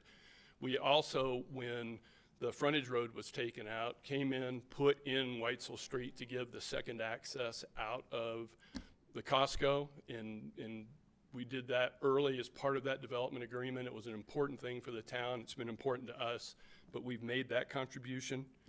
And then the last one is significant community amenities. And looking up definitionally, significant community amenities are infrastructure, restaurants, retail, shopping, and community event spaces. So again, Ladera is providing all of these things, and we are super excited that staff wants all these other projects to provide similar things. What we're concerned with is that we're going to get doubled up, that we're already functionally providing all of these review criteria, and then they're going to now say, oh, that was great, you already took care of the transportation stuff, but we need a little bit more. And so our concern is that this seems to double up on everything that we're already doing and providing to the town. So with that, thank you very much. Thank you, sir. We appreciate your comments. That is the only person I have signed up here, but I will ask if anyone's present that did not sign up. Mr. Nelson, welcome. I wasn't sure how to sign up for both, so. We're happy to hear your thoughts. Thank you. No, I appreciate it. Grant Nelson, Republican Investment Group on behalf of Ladera. I guess the land use code I've been wrestling with since 2006. And I'll be honest, it's never been great. There was a wholesale changeover during a previous administration. And when we first annexed Ladera, we spent a huge amount of time with the previous planning staff crafting our planned development overlay. Our PDO was very thought through. When we annexed a second time, we've spent 3 years almost going through it with Kevin and Matt, word for word, trying to make sure that we captured what it was to make this work. And I would acknowledge, the example Logan gave about the 100,000 square foot retailer. The land use code calls for 333 parking spaces. I can guarantee you if a Walmart shows up anywhere in the United States and you give them 333 parking spaces outside of New York City or LA or something, they're not going to go there. So the land use code needed to be modified. That's why we modified it. The land use code in the areas where we modified it so that we could make Ladera work. We have come in for planned development overlay changes, but they've been very specific, very surgical to meet the market. We came for a hotel, asked for a height for the hotel. We have a sporting goods retailer who has a higher building. We need to change it for that. So it's not as easy as saying we need 5 acres and you need to make a significant change, then you have to meet 2 of the 4.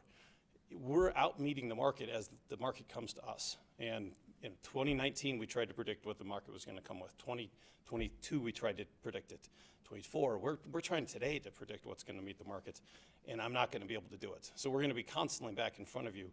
So to set a higher bar for us to change, to meet the market, to be able to do what we want to do and deliver the project we want to deliver, we would hope that Ladera would be treated, I hate to say it differently, we feel like when we annexed, the second annexation was like 18 months ago.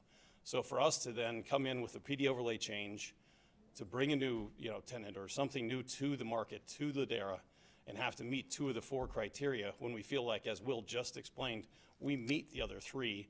The economic development, we know we're going to meet. The other 3, we feel like we've already made those investments. We're $25 million into Ladera right now. And a lot of it is in infrastructure. So we would respectfully request that the regional commercial or Ladera in general be set aside from these changes. If the PD overlay changes throughout the rest of town are going to be, follow this, we understand.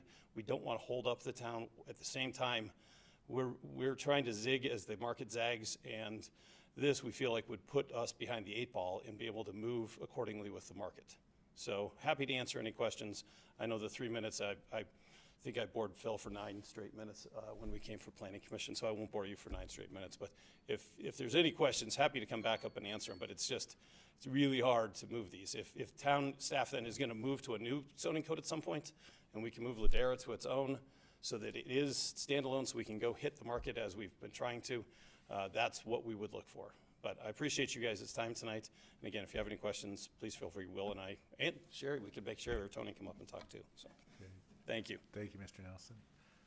All right, is there anyone else present that would like to address council on this particular item? Okay. Seeing none, then we will go to council questions. Let's do these by section. So let's first ask if there's any questions on the color proposal.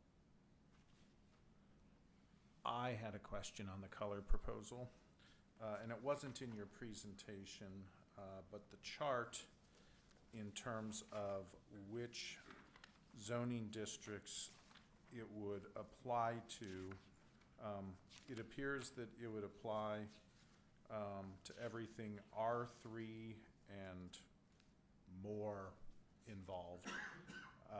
I was curious why it's not applying to RE, R1, or R2. Yeah, I guess our thought was, those are single-family detached neighborhoods that you wouldn't, I guess, typically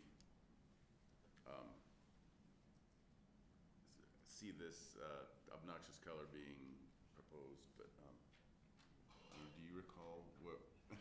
Yeah, I think because Timnath is seeing communities planned in a master type community, they have a certain design palette and aesthetic that we review. And so we just didn't see that as necessary to include it. So I guess it would only apply if someone were to want to repaint their house. We thought it'd be a little too cumbersome to include it on those. I have a comment with regard to that. Almost everyone, and maybe you can correct me if I'm wrong, but all the R2s or R1s that I can think of either have an HOA or are in a metro district, and they have CCRs for conditions, requirements, restrictions, etc. And I know in Timnath Ranch, if you paint your house the same color, you don't need architectural approval. If you want to change the color, you have to apply to the Architectural Review Committee, pay $150, and wait until it's reviewed and either approved or denied. So I think in those situations, the color is already very restricted, and I presume those palettes go before planning when the metro district is established.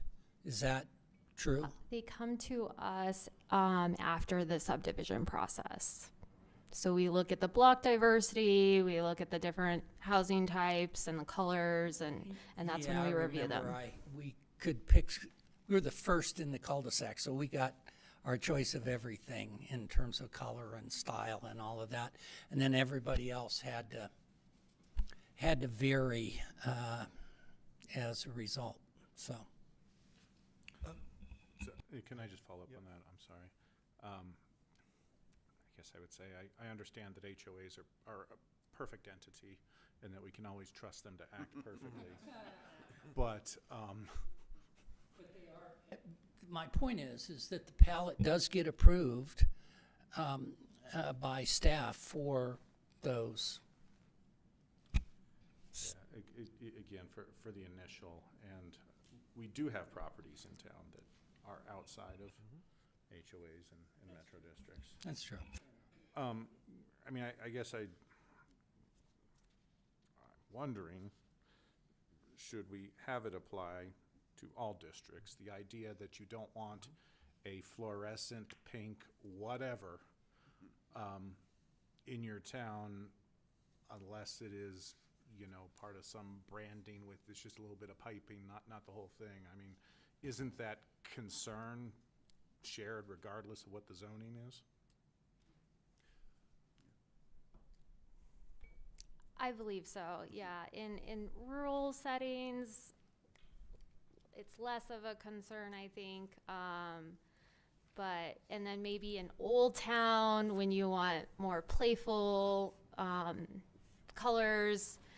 I don't know if it's appropriate in Old Town, but certainly I can see how you'd want to apply it. And the exceptions would apply as well, so. Yeah, probably, it probably would be fine to be on all zone districts. I think I'm leaning towards just making it in all, right, with the ability to make the exception. I was in Omaha last week. Really thoughtful approach to why this gentleman did it. His wife was battling breast cancer, went through the approval process, but I drove by a neighborhood of multi-million-dollar homes and the entire house was as pink as humanly possible. And I asked one of my coworkers, how does that happen? And she shared the sentiment, but she's like, but it's been like that for 5 years, right? So it was a standout. He did it in celebration of his wife's, battle, so on and so forth, but it was a bright pink house in a very expensive neighborhood. And I just think, again, if there's an acceptance that was to be made and the neighbors are okay with it, that type of thing, but I think if you leave it open, you leave the ability where someone can just do it without, I'd rather them get the acceptance than just do it. My 2 cents. So, I mean, what's the process for the review? Who decides what's? I'm just trying to, I already find it burdensome to have to spend $150 to change the color slightly with the Metro District or an HOA, but are we talking about having approval for any change and how would the process work? Well, and that might be why we left, now that you say that, why we left it off of the single-family detached, because we don't really review those until the block diversity, right? It's a building, we don't know the color of a house until a building permit is pulled, whereas on a multifamily or a commercial, we see that in the planning approval process. The colors, they have to show us building elevations on multifamily and commercial. Right, so if somebody wants to change, I'm gonna have to paint my house in the next year or two, right?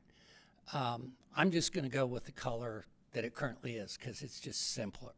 But if I wanted to change the color slightly, the current requirement to be consistent with the Metro District is I have to apply with them to change it, even slightly. Yeah. How is it going to work if it's applied? Right, we don't have a process, so we would have to Exactly create my point. a So process I for don't that. think, I'm not in favor of putting in something without knowing what the process would be.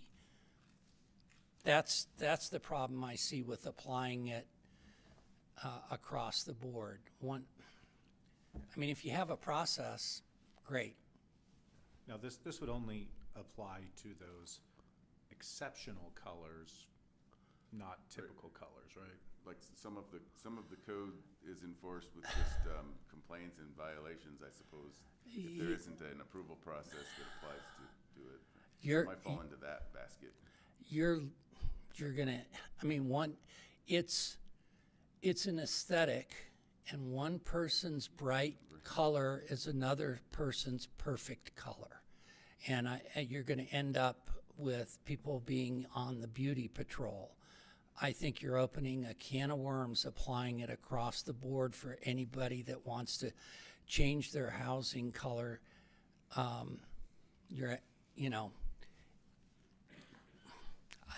I just, without a process in place, I'm not in favor of applying it across the board. So if you have a process that I can understand, I'd consider it. Okay. Any other questions on colors? So I'm on a Metro District board as well, and I can tell you colors are very much a hot topic in neighborhoods. And I think I would, we don't charge a fee in the Metro District to review it, but seafoam green, is that obnoxious? I don't know, maybe, but is it obnoxious enough on the entryway to your neighborhood? I struggle with whether or not this is something we want to dip our toe into as a town. I see both sides of this argument, but I see bright pink in downtown when we're trying to revitalize downtown as some of those buildings downtown. So I absolutely see that as a necessity. I'm torn on this one because I've been on both sides of this, and I see where you're coming from, Mayor. Like, if we're trying to revitalize downtown, and we're trying to put that vision board that we've seen in place, how are we gonna maintain that with some of those properties down there? So I would ask staff, is there a better way we can approach this? Are we looking at it wrong? I struggle with it as a Metro District board member because there's the freedoms that people want in their lives, and then there's the roles and responsibilities of HOAs and Metro Districts, and then where does the town come into it? So I'm open to thoughts and how do we move forward? Or is there a different way to approach it, just on where we're looking at, single family homes? Is there another way to approach it?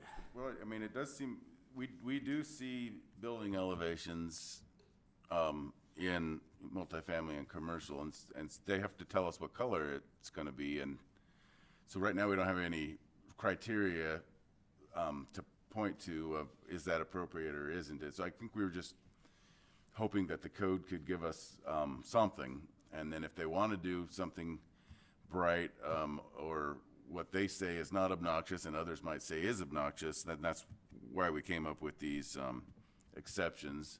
And it kind of comes back to, if it's a master plan development where brighter colors is part of their theme, that's one of the exceptions. And the other would be, if an alternative color treatment fulfills the intent of the subsection of this code language. I mean, if it captures what this language is trying to allow,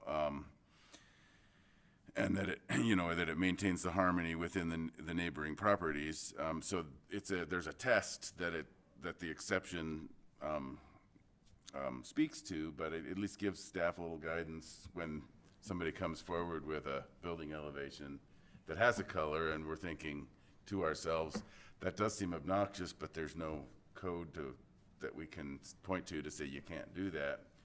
I think that was the motivation behind why do this in the first place. So I don't think we have the perfect answer for you. If you did want us to apply it to all zone districts, we would need to come up with some sort of process.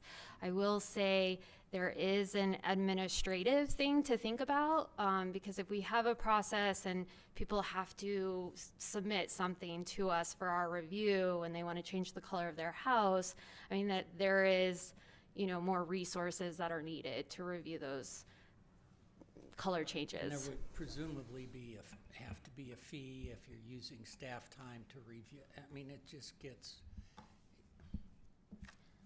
Is that what you're thinking of, Mayor? Or are you just talking about once they get to that point and it is? But I think as written, it really is just when we see a building elevation, it gives us some rules to apply. Is that what you're thinking, Mayor, is once it gets to that point? Yeah, I mean, what I'm thinking is to be logically consistent, we either need to say the town has a color standard or not.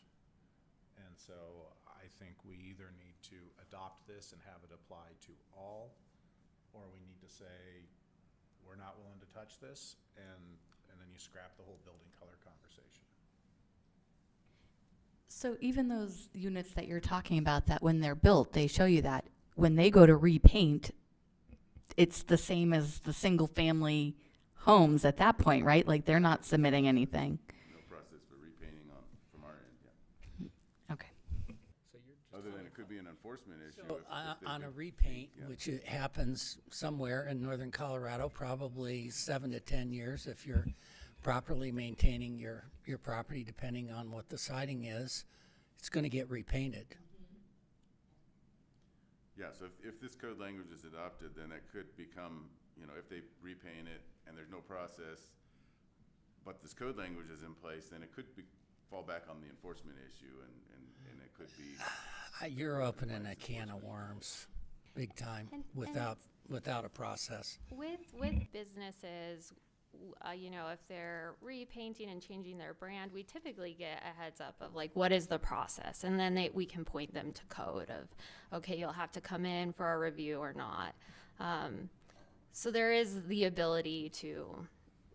I can tell you I did not look at the code when I submitted plans to repaint my home. Not a house. Okay, well, I suppose we can discuss when we get to discussion. Are there any other questions on the color? All right. Parking spaces. Who has questions on parking spaces?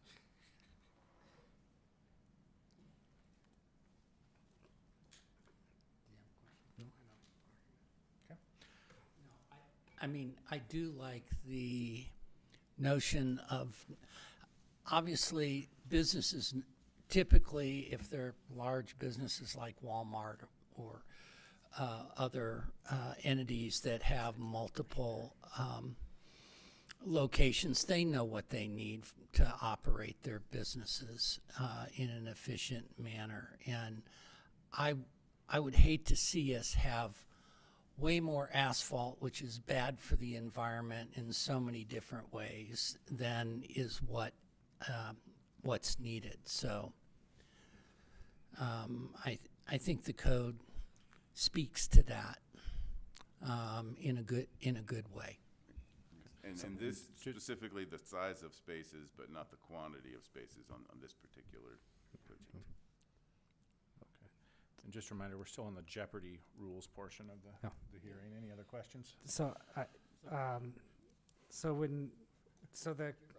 the compact car, we removed the compact from the language tonight, right? Thank you for asking that question. So the Planning Commission recommended to remove the compact. Staff's recommending to keep it in there. Okay. So as presented, if you don't also take it out of there, you would be approving the compact. Okay, thank you. Yeah. So if we remove the compact car stalls, would that have any effect on stormwater management? First question, like any kind of walkability, land efficiency, kind of what we talked about maybe in the PD overlays that's later. If we take those out, does that affect any of those items if we remove those compact cars? Only indirectly in that you'd need less asphalt for the same number of parking spaces for a parking lot. Okay. So indirectly, yes, but Indirectly. only in that way. Yeah. Okay. But as far, so like stormwater, would that increase costs, like in stormwater mitigation, anything like that, by removing those? Like, just more asphalt, just in terms of it? I mean, in that more asphalt would have a bigger impact of those things. Okay. So it would, increase those costs? but, well, right, so if you eliminate the ability to compact, right, you might be increasing The stormwater. those impacts slightly, yeah. Okay, thank you. Any other questions on the parking spaces? All right, we'll move on to the Plan Development Overlay Districts. Questions there? With regard to existing PDOs that have been approved, there wouldn't, any development that has an existing PD overlay with all their specifics laid out, they can continue with those standards. Is that correct? Okay. So this change would only apply to new applications for a new PD overlay or a modification of an existing PD overlay.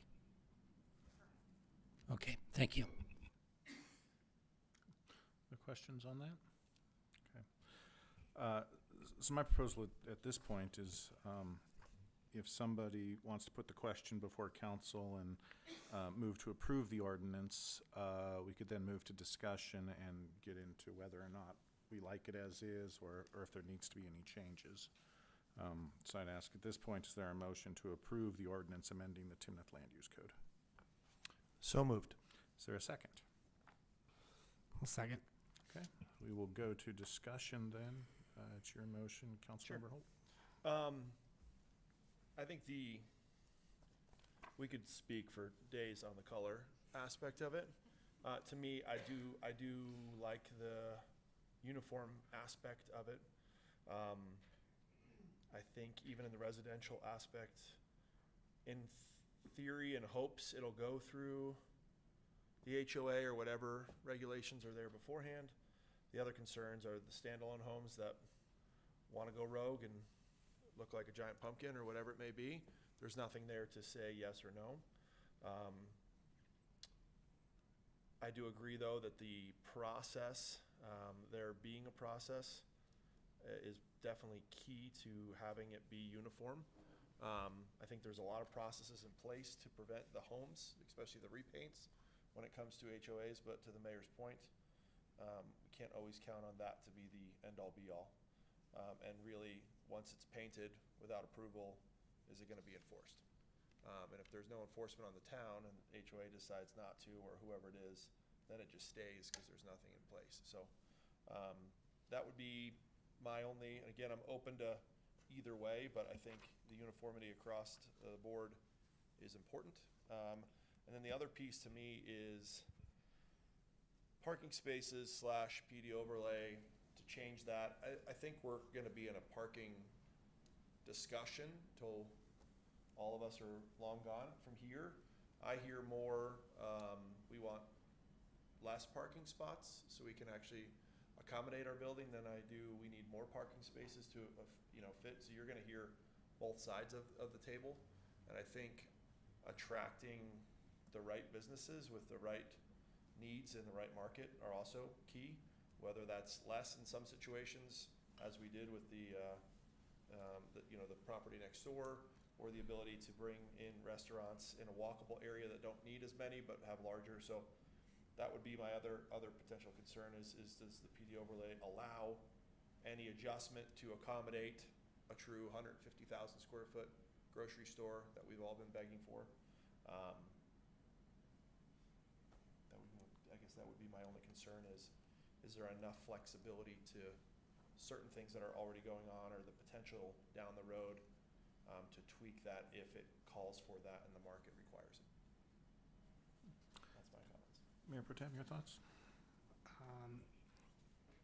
So, yeah, a lot to address tonight. So, first of all, I really like the work that's gone into the PD overlay process. It's clear this amendment is meant to strengthen how we evaluate flexibility requests while maintaining the integrity of our land use code and comprehensive plan. So thank you. I think that's the goal. So I appreciate that. So I'm definitely going to be voting in favor for that tonight. So thank you, staff. Thank you, Logan.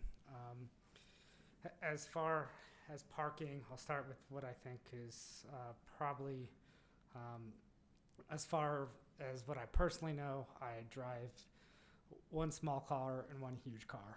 I have a compact car and then I drive the family car. I look to what our parking standards are. I look to those codes and I try to keep it standardized, right? I look and I say, let's use those parking standards that are set forward. And if we have to make changes to those, I look to the businesses to do those standards, I think, to what you're saying, Councilmember Holt. And so if there needs to be changes, I look to those businesses to make those changes. So yes, I get frustrated when I drive my huge car. And sometimes there's not enough spaces for me, but that's my fault. So I look to my personal recommendation is to leave the standards with how they are set and not remove those compact car standards. My second thing is on the colors. My recommendation tonight is to move forward with how this language is in there and then look to staff to bring this back to us with recommendations of how, to your point, is set a townwide standard and what that may look like so that maybe we can get all the the residential in that process, if it's feasible, if it's possible, because I do think we should have a townwide standard. I don't think we should have something that could allow a single unenforceable way to have neon, you know, to this standard, what we talk about in here. These finishes that maybe one person can have, or one business, or one location, and others might not. So I see what you're talking about, Mayor. So my recommendation is that we move forward with what we all have tonight in this language. We approve it, and then we ask staff to come back for how we can fill out the rest of this table tonight with enforceable standards. So that would be my recommendation. Councilmember Lake? I'll take each piece separately. As far as the colors on buildings, I think it should be either all or nothing. I think it's very subjective. As a former member of my old HOA, it was our HOA members who went out and looked at the colors that people were looking at putting in. So it was subjective. And then if the board turns over, you have different people going out looking. And if they wanted to change the feel of the neighborhood, they could then start requiring brighter colors. And so I feel like it should be either all of them or none of them. As far as the parking, I'm good with having some kind of standard for those. And then for the overlay districts, I think the fact that we would grandfather in current ones would be something that would be great. And I think it brings me back to when council went and looked at different neighborhoods we had gone to Boulder and some of those other communities where they had, a business underneath the home with the coffee shop across the street and the single families and all of that. And so I think having that option for developers is great. And I think adding the neighborhood meeting is helpful as well, and I'm good with that one. Councilmember Jacobs? So with regard to the parking, I think the fact that you're only applying the smaller parking to long-term situations, office buildings and like apartments makes sense. You're not applying it to retail. So that makes sense to me. I'm fine with that. I think on the color issue, if there was a non-subjective way of defining what you don't want, like the neon, through a scientific definition of the color, or of what you mean by neon, or what you mean by a quote obnoxious color, then you don't have the issue of, there's different people are in place and there's different perceptual assessments going on that are subjective. And applying it across the board to all, if you're talking about repainting as well, because that's where the issue's going to come up, not in the initial. It's going to be in the repainting, particularly in residential. I've been in a neighborhood where somebody came up and painted a house dark purple with black trim. So, it's not neon, but it was sure obnoxious. Anyways, I could go with the ordinance as it's currently set, but I would recommend, if we do it more broadly, that there is more of a scientific approach to a definition of what the obnoxious colors are that are non-subjective, and then it would be very easy to apply. That doesn't fit. And on the PDO, I think what you're trying to do is great. I think that not applying it to existing PDOs that have already been approved, where people are, businesses, entities, developers are trying to find businesses that fit those standards that have been approved. I think that's appropriate not to change them. There also needs to be some flexibility. And my question is there enough in here if, for example, Ladera has a grocery store that comes in that doesn't quite meet these new standards? Is there a way to adjust, to allow it with some review so that it makes sense and it does help provide a benefit to the community? I'd hate to lose a major business due to something in our PDO codes that prevent somebody that we would want here. So that's my only concern on the PDO piece. Thank you. I'll begin with the vehicle parking. I support the staff recommendation. I do think the small amount of compact for the long-term parking is reasonable, and I don't have any concerns with that. With respect to the PD overlay, our land use code and current PD overlay system is very imperfect. And I really appreciate all the efforts that staff has been going on and Planning Commission has been going on to improve those, because the current system that we have is not workable. I view this as one step in a bigger project that ultimately we want a land use code system that, number one, is predictable for developers, number two, is efficient for developers to navigate, and number three, is still flexible enough so that we can capitalize on opportunities as they come up. As I read the language proposed here, I really think that does get to the spirit of it. To your concern, Councilmember Jenkins, ultimately this board is the arbiter and the interpreter of that. And so we retain the power to decide what meets the criteria, have they met them, and so regardless, it's coming before us. And so I'm confident in our ability to be reasonable and to balance all of the interests. I understand that we heard from some folks tonight that looked at this from the lens of how might this impact their venture. I guess I would broaden this out to say that this is not about one particular entity. This is about development community-wide, and we have had challenges, and I do think that this goes to address that. So I'm going to support that.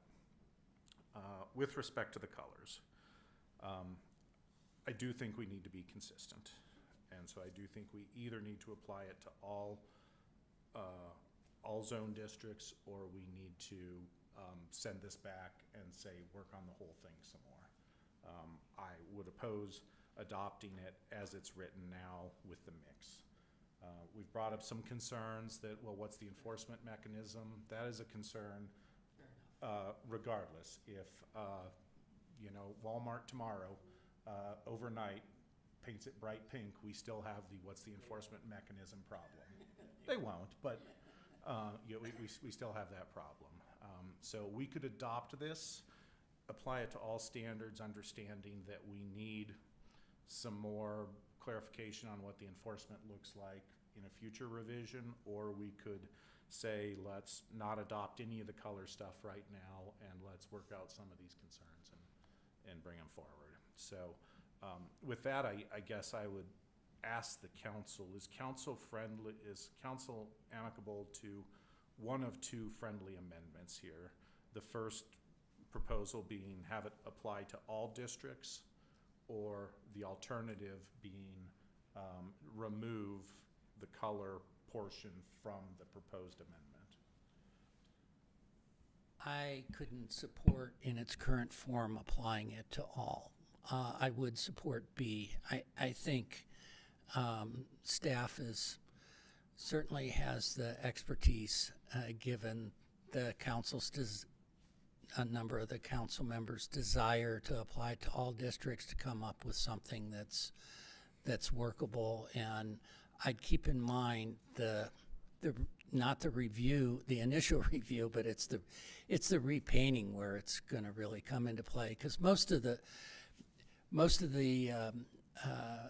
things that I've seen since I've lived here, there's the developers themselves, even if it's very small developments, are very concerned about the look and the streetscape and color choices and so on, as they should be, to maintain standards. So, yeah, I could support B.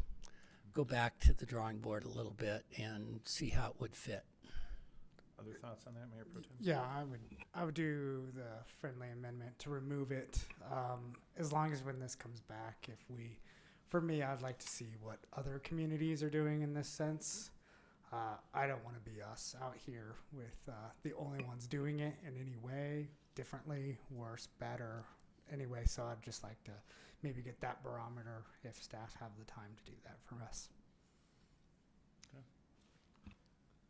Yeah, I'll keep it short and sweet. I think I'm in the same boat as you. I'll go for B. It's either, to me, it's either all of them or it's revamp it. So I'll go with the friendly amendment to scrap it, come back with plans to put the proper terminology, as Councilmember Jenkins said, enforcement in place.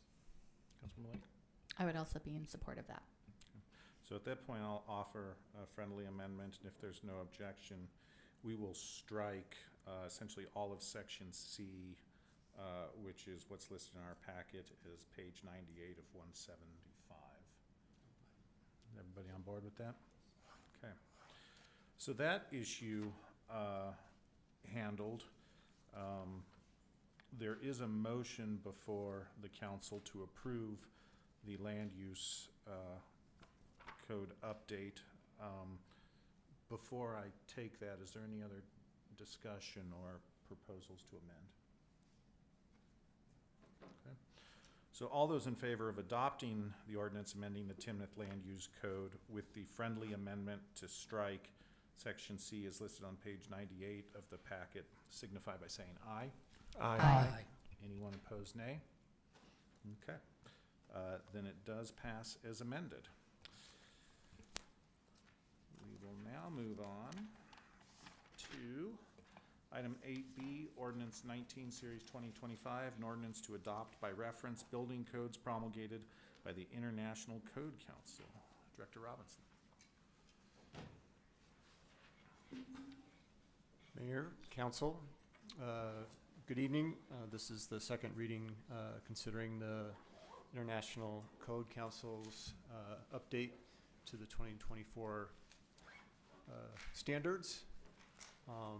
As you can recall, part of this process is looking at all the various building codes promulgated by the ICC. With this update, that will bring all these codes into consistency with those code updates to the 2024 standards. Currently, Timnath is under the 2018 standards. They have been amended as needed. This is consistent with our neighbors. So many of our neighbors are also adopting the 2024 codes. So they will be taking effect on January 1st of 2026. So again, consistent with all our neighbors. This includes the state's requirements or standards regarding Colorado Electric Ready, Solar Ready, and EV standards. We also includes feedback from this council regarding Class 4 shingles and reinforced concrete. Our Safe Built, our contractor for building services, provided a workshop for building professionals around the area to give them updates about the code. They're also planning to hold another session here in November regarding that. Our building official, Russ Weber, is here to answer any questions regarding the code. If you have any additional questions, I'd be happy to answer that. Thank you. Thank you, Mr. Weber, for sticking with us. Appreciate you. And we did have a work session on this where we kind of went through this in depth. Does anyone have any questions beyond what we've already discussed? Okay. Then is there a motion to adopt an ordinance by reference building codes promulgated by the International Code Council? So moved.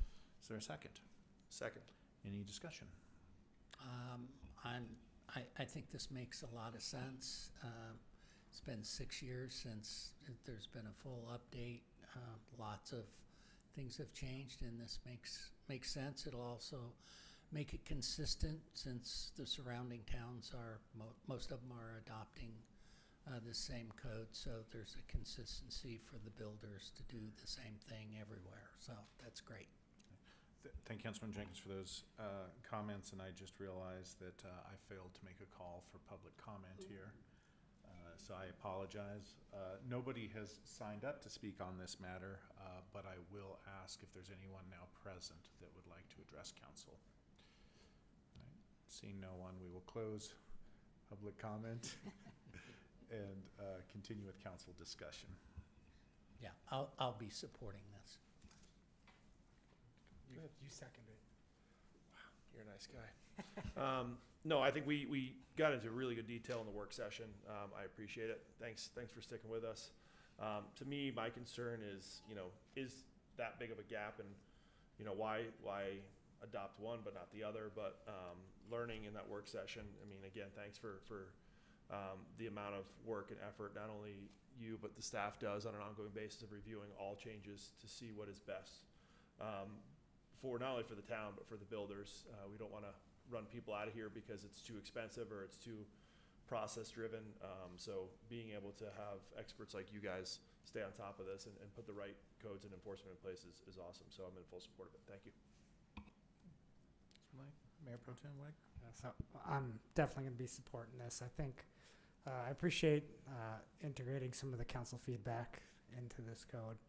I also received some feedback from the community about future-proofing homes. So I think this is kind of moving our community in the right direction with, the EV and some of those items along with the appliances. So I think this is moving Timnath in the right direction, so I will be supporting it. All right. And for the reasons already stated, I am also in support. So all those in favor of approving the ordinance to adopt by reference building codes promulgated by the International Code Council signify by saying aye. Aye. Anyone opposed, nay? It carries unanimously. Move on to item 8C, ordinance number 20, series 2025, an ordinance amending the land use code to clarify enforcement and penalties for land use code violations. Director Robinson. Mayor and council, again, happy to present ordinance number 20. If you recall, this is a complement to a prior ordinance, ordinance 17, that was amending our municipal code. This is amending language in our land use code regarding enforcement. So really a lot of this is somewhat grammatical errors, just adding some language about or, clarifying some language about inconsistencies with code violations. Included a provision regarding fines. Currently, we don't really have a means to enforce some of the land use code provisions without that language. Deleted a section that was redundant with the municipal code. A couple other points. This is amending some personnel. So there's some sections that references the town manager, and it's changing it to the community development director or the town planner, which is me, and also the role of the community development director in regards to signs and a business that is closed and has been vacant for a period, making a determination. I believe during the first reading there was a question on some examples. Probably didn't give the best examples last time, but I'm going to take a moment to kind of recycle that question again for gratification. So one of the things that this really helps, doesn't happen very often, but sometimes people get do land disturbing activities without a permit. I really don't have a way to enforce that. If somebody has a permit, I can do stop work orders and other things. So this is one thing that, again, helps tie the land use code to enforcement provisions within the municipal code. Again, doesn't happen very much here in Timnath, but as communities get older, you have lawfully non-conforming uses and structures. Sometimes people do additions, expand or intensify those. Currently, we don't have a way to enforce that if that were to happen. And probably one of the more important points that is probably more relevant with us is oftentimes we, both Planning Commission and Town Council, sometimes approve things with conditions. Currently, I do not have a mechanism to enforce any of those conditions of approval. So probably do a better job with that question second time around recycled, but thank you for that opportunity. Plan Commission did make a recommendation 4 to 0 to forward it on for your consideration. There was one commissioner that was concerned about the definition of weeds, which was similar to the previous concern. With that, I'd be happy to answer any questions.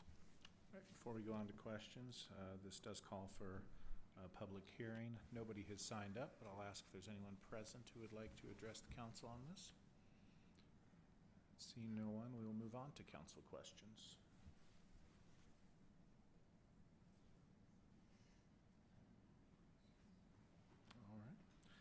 All right. There are no questions, so at this time, is there a motion to approve ordinance 20 series 2025, an ordinance amending the land use code to clarify enforcement and penalties for land use code violations? So moved. Is there a second? Second. Discussion.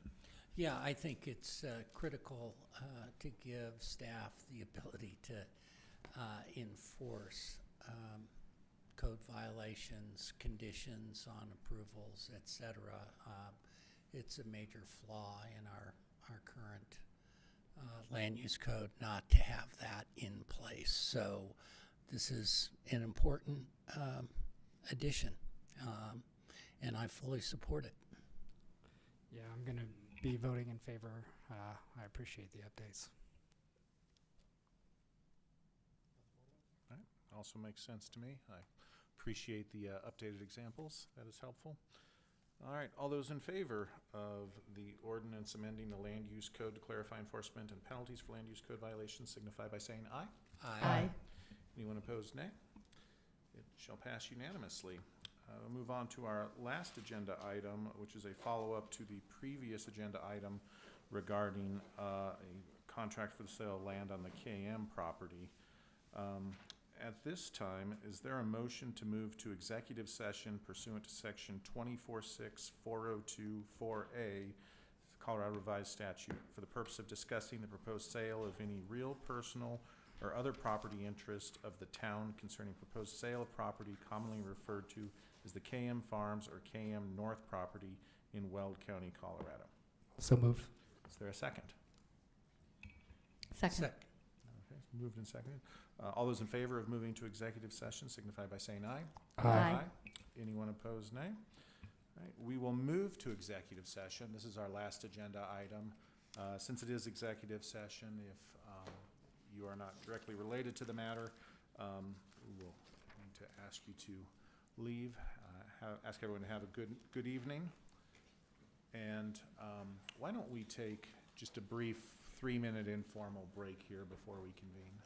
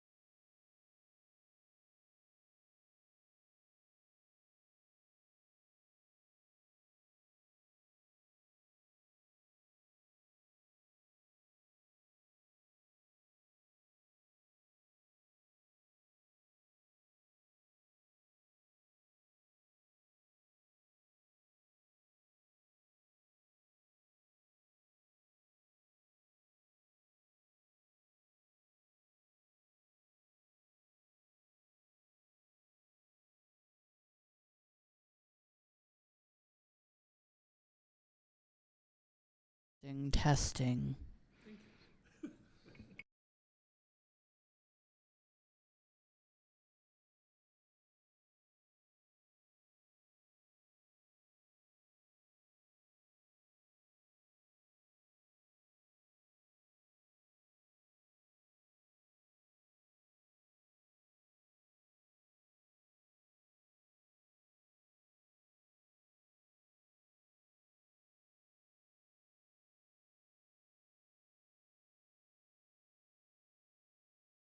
Testing.